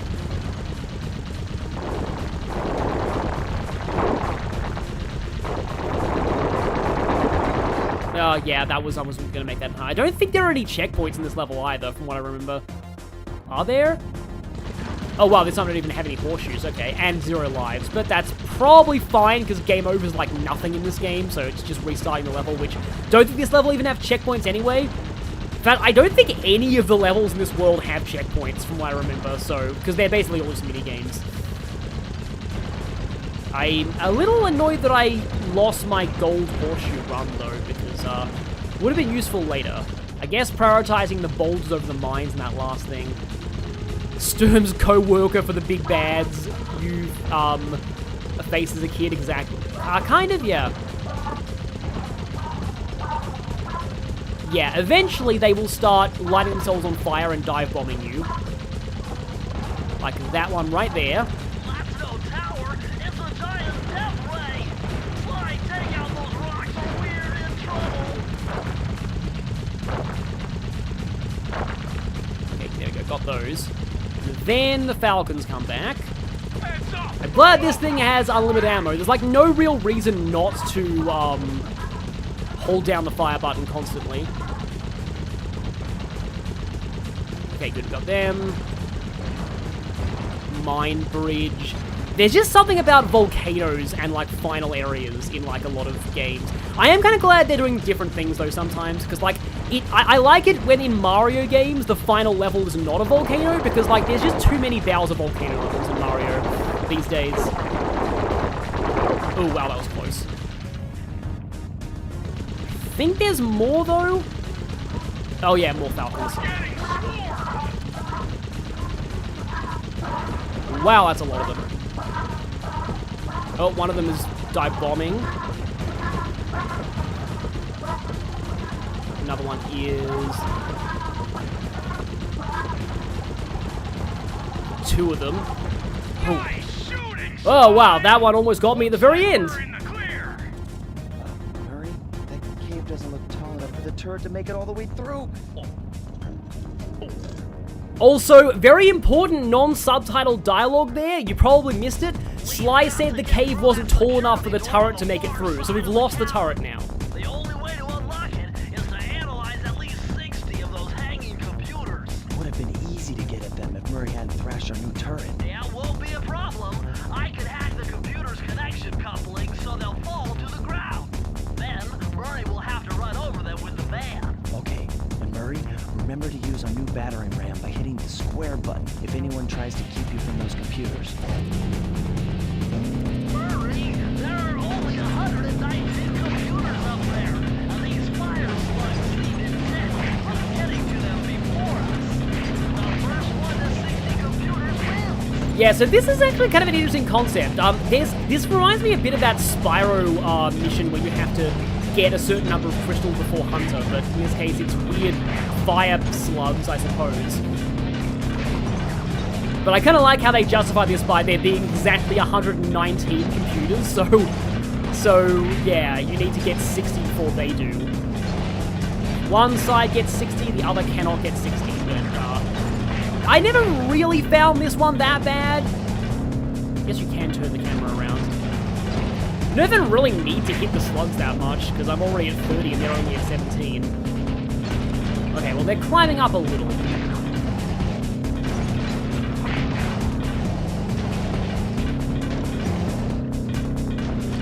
You don't even need to, like, battering ram the computers. I just think it's funny to do it. Also, apparently running over these computers with the van analyzes them accurately enough for us to be able to open this door. I think that there's quite a few of them that are in good proximity with me. Yeah, that one back there is probably a lost cause. Yeah, this one, I'm pretty confident right now. We'll see. Oh yeah, no, I'm very confident. Just need two more, and they're right here. There we go. Nice driving, Murray. Now we have enough data to open the Oh, actually, it's like maybe it's Mr. Vile. It's nowhere near as bad as Mr. Vile, though, thankfully. I think it's time for some Cooper thieving and sabotage. Don't you think, Sly? So what was the next one? Was the next one what I think it is? It is. Okay. Careful, Sly. Those tiles are booby-trapped. You better get out of there. Hold on. That's Carmelita. She looks trapped. Serves that cop right. She's been dogging us from the start. It's just a misunderstanding. We've got to free her. Are you crazy, Sly? Clockwork probably stuck her there to trap you. But if I don't do anything, Carmelita's doomed. Besides, stealing just won't be any fun without her. Sly, your ridiculous raccoon logic sends shivers up my shell. But if you're determined to go through with this, that barrel will undoubtedly help, though I have no idea how you'll get up there. I forgot the barrel A spiral returned. jump here, a rail slide there. I've done this a million times. But, yeah, hi, friendly neighborhood lurker. Yeah, the nostalgia. This is basically near the end of the game. There's not much left to go. Like, there's like a tiny bit of platforming in this world, and it's this, and another, you'll see later, another fairly short, but also hectic segment. Also, I like how the sides of these fall down. Is this the right way? I probably is. Also, if once you get onto this falls down, which is the only way to get the barrel up through. And I am an idiot. Forgot there were dart. Well, now's a decent time to game over, I guess. Bentley, oh no, anyway. Exactly, I guess that's Bentley's reaction to her getting, yeah. It is kind of a shame that she gets damseled, but like, yeah, we'll see. I do like that Sly actually does go out of his way for her, even if it's technically not very advantageous. Oh, right, that's an instant death dart area too, right. Okay, so the second one's totally on. The first one I forgot about the dart, there being a dart area down there, but the second one was on me. That was dumb. Honestly, did the same thing there so many times. Define there. Because either of my failures could have counted as there. Okay. Oh, right. You just have to sneak over here. That would make sense. Except there's also a searchlight here. There aren't any bottles or time trials in this world or anything, so it doesn't really matter if you get, like, spotted by the searchlight, although... you pay for costing me a life that last time. I will probably stream Sly 2 one day. Sly 2 is longer than this, though. Like how long to beat has Sly 2 as, like, 12 hours, when this is, like, 7 hours? Now, I think, though, the spotlights don't actually... We'll see. I forget if being seen here actually matters. Because the barrel is... Oh, I got seen here. Oh, yep, okay, being seen here actually does matter. Good to know. We found that out the hard way. Yeah, Sly 2 is interesting because essentially in Sly 2 they gave every villain 2 chapters, which I actually kind of liked, but thinking about it, like, back in the day, but thinking about it now, it's probably better just to give every villain 1 chapter, like the first and the third games do. But, like, Sly 2 does give most of the villains 2 chapters, so... It makes things, like, at the time it felt very substantial, but, like, sometimes less is more at the same time. Granted, I do think overall 3 is still better than... No, sorry, misspoke that. I do think overall Sly 2 is the best of the series. I think it is better than 3. But 3 is still good. And I do think 3 definitely... There's definitely something to be said for 3 being a little, like, not going so overboard with the number of chapters. Yeah, these searchlights are legitimately tricky sometimes. This one's very fast. So how about we just sit here and just let these darts shoot us over and over? They're not even hitting us at this point, I think. Okay. There we go. That should be fine. I do like how they brought back the barrel and that gimmick. However... Sly Cooper. I should have known you were behind this. You got me wrong, Miss Fox. I'm here to rescue you. You sentimental fool. Empathy has always been the downfall of the Cooper clan. I knew this was a trap. Looks like I'm going to have to do some fast and furious hacking to shut down that gas before Sly's brain is turned to cheese. So, technically the first time Bentley's playable. I haven't had to do this in a while. Okay, I used the left analog stick to steer and the right analog stick to unleash my hacker code. Those green data packets need to be destroyed if I'm going to get at the yellow security code. Uh-oh. Well, looks like I triggered one of Clockwork's security algorithms. Stay sharp, Bentley. But yeah, this is kind of cool. I don't know why, but it's cheesy, but I always like hacking being portrayed as like an 8-bit thing like this. It's always pretty fun. I think you have to just touch those, not actually, you can destroy their shots by shooting. I don't think you can actually destroy the birds, though. But yeah, I think you just need to touch the keys to collect them.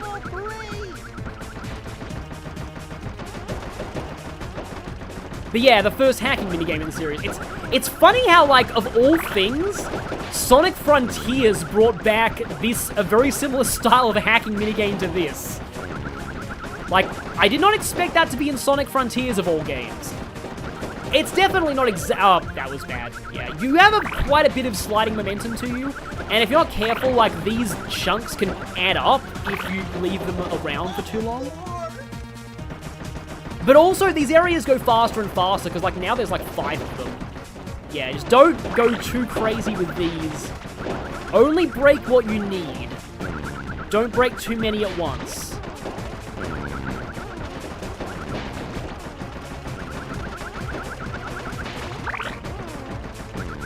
Okay, so there's 3 more of these.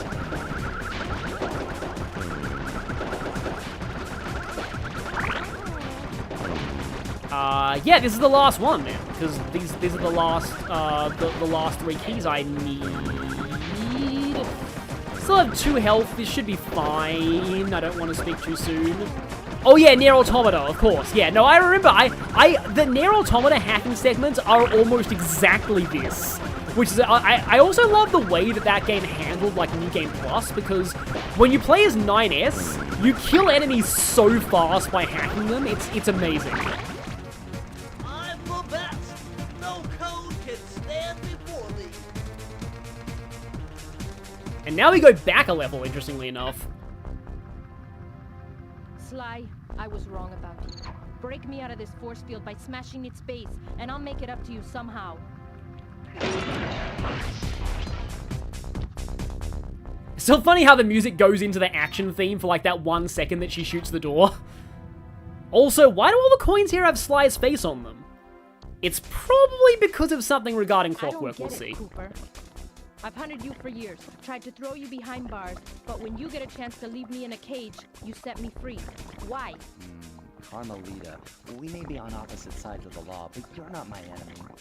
Now, the homicidal robotic owl that built this death ray and nearly gassed us to death, that guy's on my list. I see your point. All right.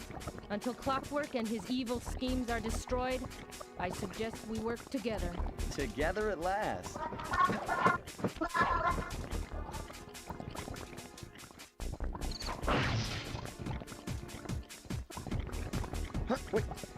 need that cane.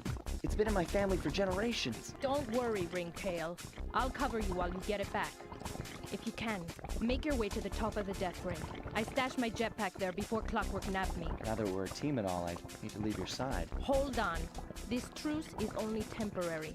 Once we beat Clockwork, I'm coming after you. Really? Well, maybe I'll give you a 10-second head start. So remember when I said that that there's technically one more Murray-ish level? Oh wow, I forgot that enemies, that is terrible, wow. I forgot enemies came that soon. But yeah, there's technically one more Murray-style level in this. It's here. But instead of Murray, you're actually protecting Sly. Also, that was like, yeah, wow, those slugs come fast. He lost just like Crystal lost the staff, yeah. Also, it seems like, yeah, she shoots a lot faster when she's on your side. So maybe she was holding back as an enemy. I like to think, wow, how did I miss that? I like to think that at least. I'm also very, very, very bad at this for some reason. This is like the second last level in the game though, so like we're almost over. Hopefully you won't have to endure my fail. And the later, like, Sly 2 is, like, pretty much, yeah. I don't expect to be failing Sly 2 all that much, but we'll see. Yeah, you have a bit more of a, like, a view of this area. Oh, yeah, this is... How did I miss you? Okay. But yeah, this is Magcargo using Shell Smash. Wow. I still love how they actually showed off, Oh, the owls. Yeah, I remember that. Yeah. I still remember how they like how they actually showed Crustle using like what Crustle looks like using Shell Smash. There's definitely going to be something coming out of there. Oh wait, no, we have to blow up this. Yeah. And now the slug comes. There we go. And I would assume there's one either behind or in front. Yep, there's one behind. You for slug for like dying. Whoa, that slug came quickly. And yeah, okay.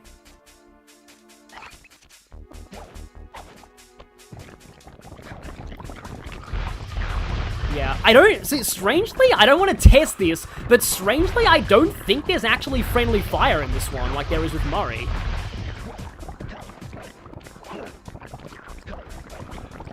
Either these slugs are just very allergic to electricity, or she has like a different setting on her weapon. Because I presume she's just trying to stun Sly in most of the other stages with her.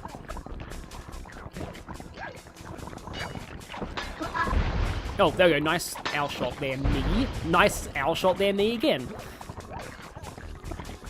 BRB going to get cereal. Yeah, that's fine. We're almost done with this game, actually. Okay, so can we, like, pre-break these? We can. I don't know if this works, though, because this might mean the slugs are less telegraphed. We'll see. But it looks like you can pre-break them. But it does mean that, again, the slugs are less telegraphed, probably. But no, he got the cane, okay. So pre-breaking those does help. I think she just said, good luck, Raccoon.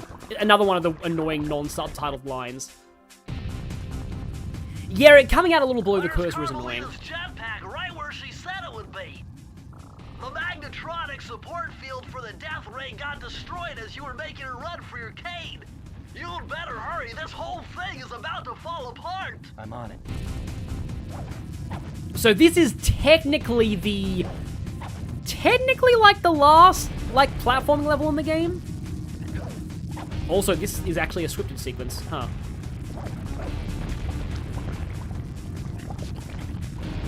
It's sinking fast. Climb, Sly, climb. Also, there are electricity gates.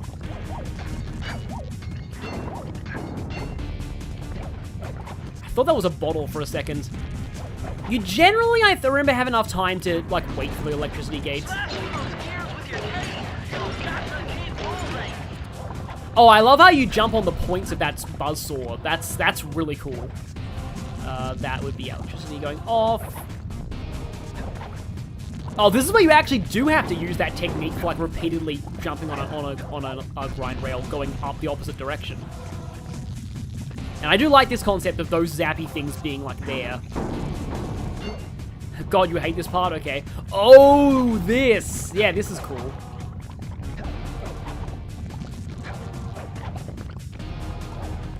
Hopefully my spire jump doesn't fail on me like I kept doing in the mugshot fight. Yeah, there's another one of these.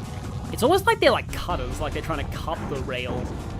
That blows up. Oh, here we go, okay. Oh yeah, you need to be a little quick here because the lava is definitely encroaching. Oh. It's funny how everything actually just goes back up if you lose a horseshoe. That's actually kind of silly. But yeah, probably wasn't fast enough there. Lucky that I had that horseshoe. Don't know how I got it, but yeah. Oh right, just climb up here, okay. And just like that, we're in the final boss. Okay, that jetpack is easy to fly. Use the left analog stick to aim and steer, and press the square button to fire its rockets. Sly, behind you! Sly Cooper, you have escaped my gas chamber and destroyed my death ray. Remarkable. You Coopers always find a way to beat me. Always? So that was you in the background of all those old pictures in the Thievius Racoonus. How old are you? Perfection has no age. What?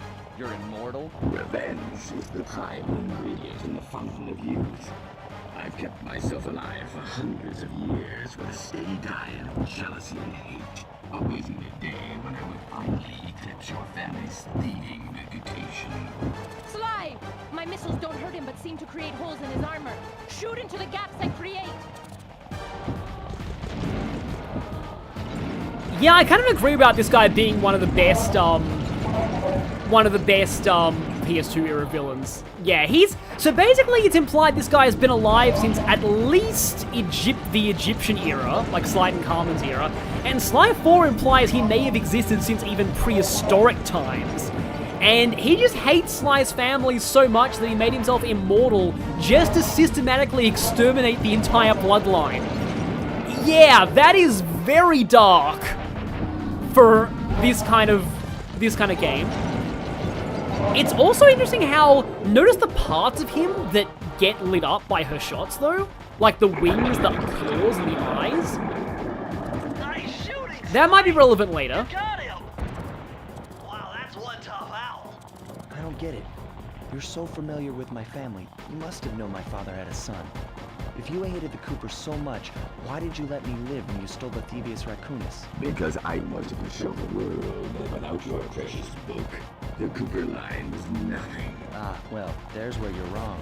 The Thievius Racoonus doesn't create great thieves. It takes great thieves to create the Thievius Racoonus. That line is great. Sly Cooper. Love that line The so much. end Here, I will finish you like I finished your father.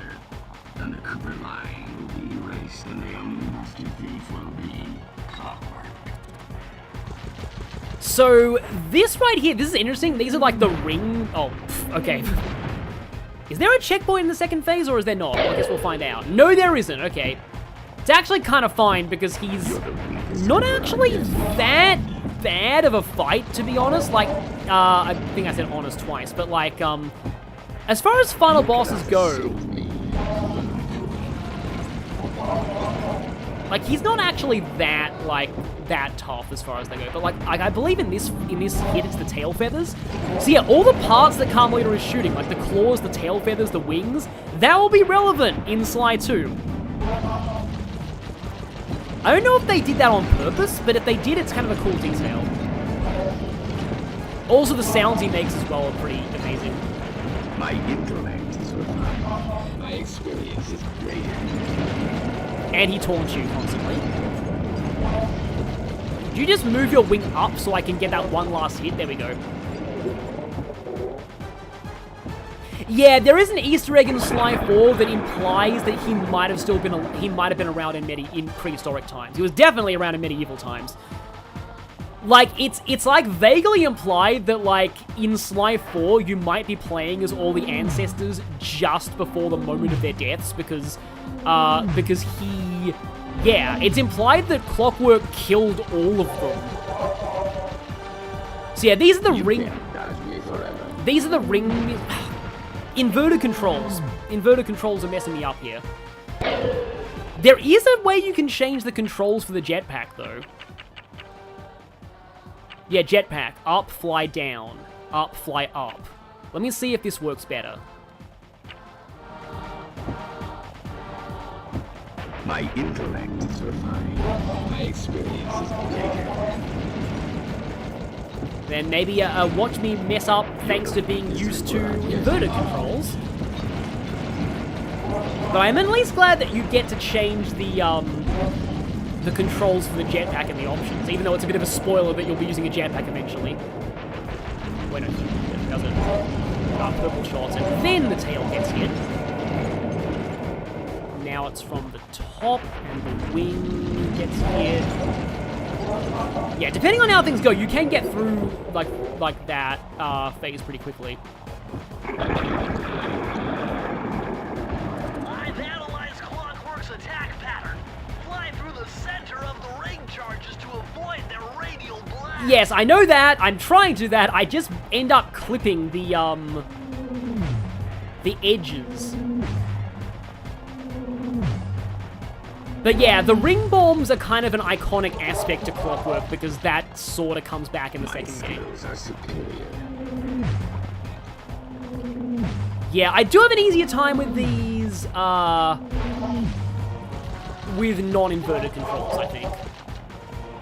You can't dodge me forever. Yeah, I think I should be concentrating at this point. Now the head. Okay, one more.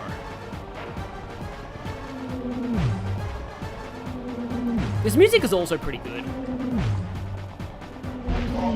Okay, that should do it. There we go. There's one more phase, if I'm remembering right. And this last phase is kind of tricky, I think. Now's your only chance, Sly. You've got to get to his head and destroy it before his auto-reconstruct circuit. I am. Yeah, because, I do honestly I like it when platform games have the final boss be a platforming challenge. Because some of the newer Mario games do that with Bowser, and I honestly think it's a good, way to do a final challenge in a platformer. Because it's kind of a better test of your skills than, unfortunately, I'm now in deadly laser mode. Feet together. But it's sort of a better test of your skills than, I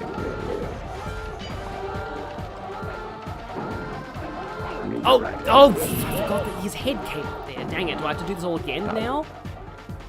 Or is there a checkpoint? No, there's no, okay, I have to do this all again, okay. Right. You're the weakest around, yes. But I got, to the very end there. But, you get what I mean. I do like it when, the final challenge, the final boss in a platformer has some platformer aspects to it. But yeah, I forgot that you had to whack the head at the end.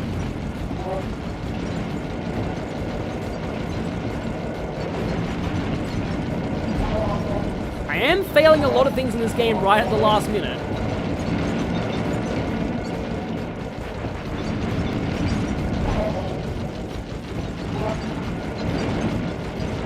You can't dodge me forever.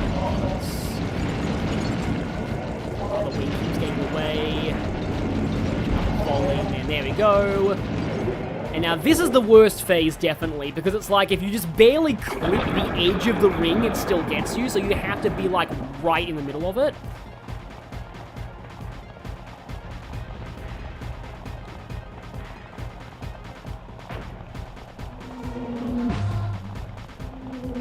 And you sort of still, as, the camera turns, you do gradually, move up.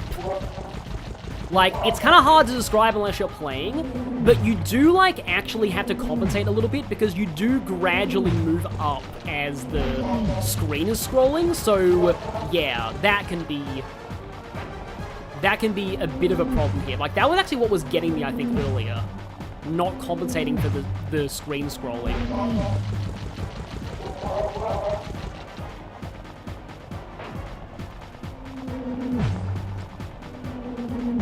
I have always liked the idea of these ring bombs, though. And one more.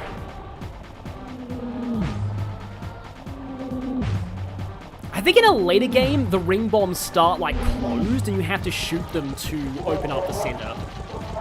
Okay, there we go. Now in the last phase. Oh yeah, Psychonauts did have a platforming segment as part of its last boss. That one was kind of hated by a lot of people, though, I think. Like, honestly, okay, if I ever play Psychonauts on stream, I'll probably regret these words. I never found the Meat Circus that bad. But again, we'll probably regret these words if I do stream Psychonauts.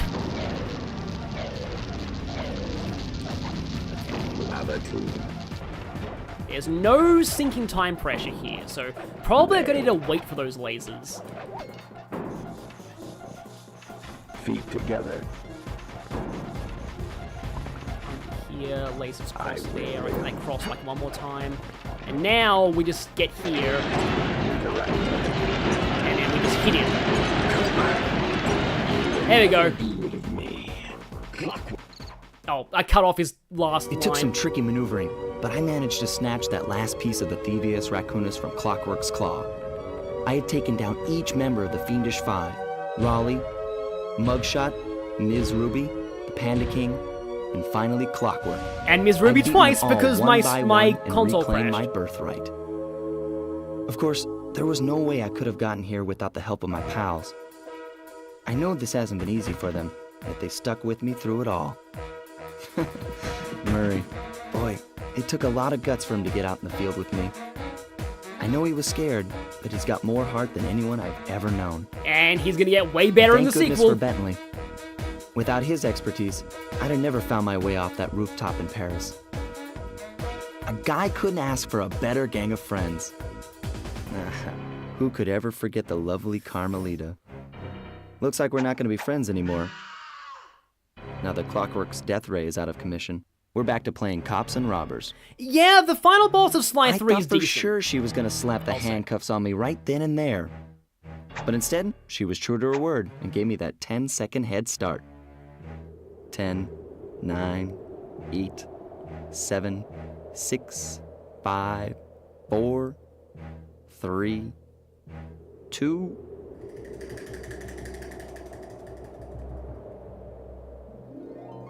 One.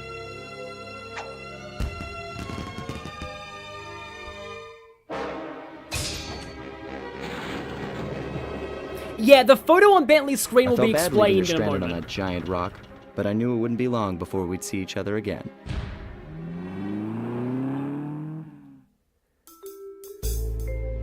And yeah, that is the end of the first Sly game, but there is a second, there's a second, like, ending that you get for getting all of the vaults, and, yeah, they don't really expect you to get all the bottles, in your first pass through all of the stages. I like how they're crediting the voice actors, though. Honestly, Matt Olson as Bentley is great, like, really great, and Carmelita is gonna be a different voice actress in the next game. Yeah. So she has a different voice actress in all 3 of the games. But yeah.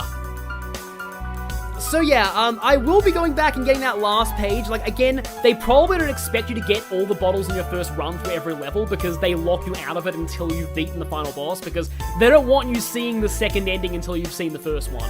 There's also kind of a weird thing that happens, after we get back to the hideout, and it's fun. I'm not really sure what this is. If this was like some kind of a contest, we'll see, I'll explain it.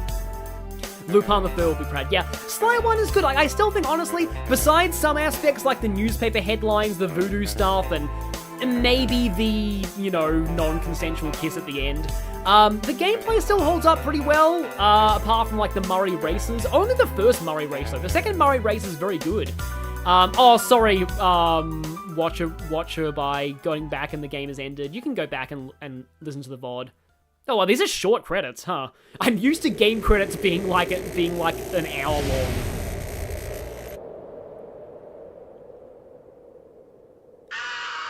But of course, there is a sequel hook that will be relevant in the second game. I hate to tell you this, Sly, but the Thievius Racoonus isn't fully restored. You're gonna have to go back and unlock all the vaults to find the pages you're missing. There is some good news, though. A friend of mine in Japan just sent me this really cool movie. And guess what? It's all about us. So, we basically get a Japanese version of the opening cutscene. 今回も俺様たちの勝ちだ。このデータファイルがあれば、父ちゃんの仇が撃てる。あれはまだ俺が子供の頃だ。よく父ちゃんの膝の上で遊んでたっけ。俺様の一族は代々伝わる。Don't leave the stream just yet, because I need to get the last そして受け page. 継がれた技をまとめたのがこのラクーナの秘伝書。その洗練を極めた忍びの技。だがそこには必ず守らなければいけない厳しい掟があった。And the animation budget suddenly skyrocketed, yeah. 名誉にかけて狙うは悪党のみ。善人からは奪わない。ところが俺様が秘伝書を受け継ぐことになった夜、突然5人のギャングがやってきた。Yeah, I don't know if this is actually what the opening movie is in the Japanese version of the game, because obviously the English version was made first, but like, or if this was just an extra thing they made.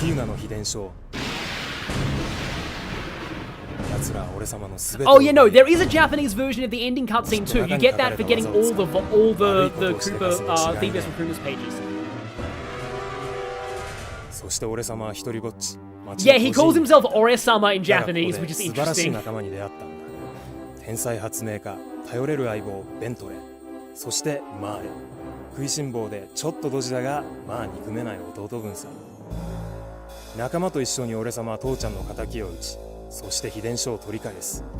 クーパーの名前に恥じない義族になれるか、それとも失敗してご先祖の顔に泥を塗るのか。さあ、俺様たちの運命はどっちだ。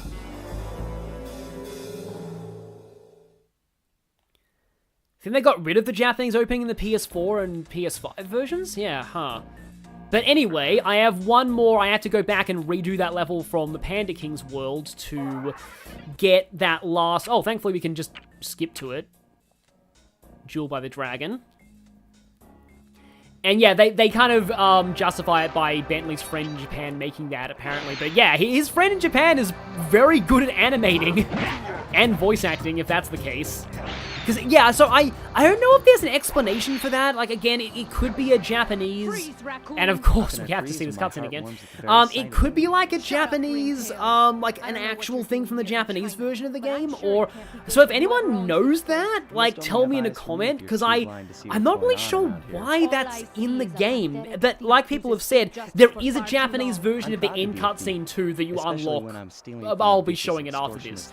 So yeah, don't leave the stream just yet. I'll need to get this vault. And then we get the second ending, and don't try to confuse the issue. I'm only like 80-something%, so maybe the time trials do count. I don't know. Okay, there we go. Cutscene over. It's like why is the first one skippable, but this one isn't? I don't know why.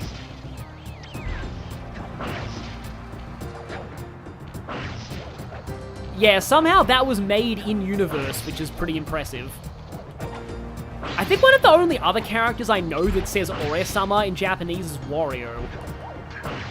Which is kind of weird, but yeah. Because I know that Manfred von Karma in Ace Attorney uses Wagahai, which is like really arrogant, but also really archaic. So, yeah, that's, if I do, I might end up streaming the Ace Attorney Investigations 2 fan translation, and if I do, oh boy, I have a lot of stories to tell you about that. Yeah, that was a big part of my life, and I know a lot of the cases because was one of the original fan translators. Yeah, the PS5 version does seem to be based more on the PS2 version than the PS3 version. I was about to say I probably should have done the time trial for this stage, and then I realized you can't. You need to get the vault before you do the time trial. From what I remember, I don't even remember the commentary for this level being all that interesting. The one for the first Carmelita level was really good commentary, but this one, I don't remember it being as interesting.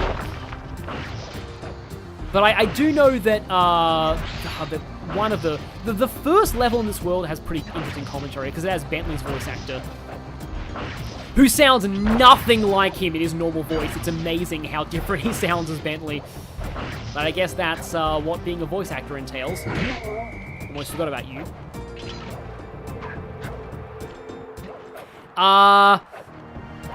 The Greatest Attorney games are on hold for now, unfortunately, because my sister is like, she has a 1-year-old baby now, so she's really not going to have a lot of time to be part of recordings. But yeah, that's sort of a. Anyway, it's kind of weird because I like Great Attorney 2 way more than I like the first one, so it's a bit of an awkward thing having to play through all of the first game just to get to the part that I like. To enter the vault code. Multiple blood vessels burst in my brain while figuring this out. The code had better be 231. Oh, are you okay there? Seriously, you okay? Do you need to go to a hospital after this? If I'm remembering right, it actually does cut straight to the second ending. Amazing! Colonel Reed Cooper's time stopper technique. Press the triangle button and execute a flashbang that will stun all guards in the world for a few All seconds. guards in the world. I can see how this might be useful and entertaining too. Unfortunately, you don't keep that in the second game. So yeah. Yeah, it goes straight to the second ending. At long last, the Thievius Racoonus restored to its original state. The first time I held the whole thing under my arm since I was 8 years old. The same weight that all my ancestors had felt beneath their arms as they had passed it on. Although, while other family members may have been great thieves, they all inherited the book. I got a chance to earn it. I had taken down the Fiendish Five, having used the moves my ancestors taught me, and become a master thief along the way. The time had come for me to chronicle my own adventures into the great book.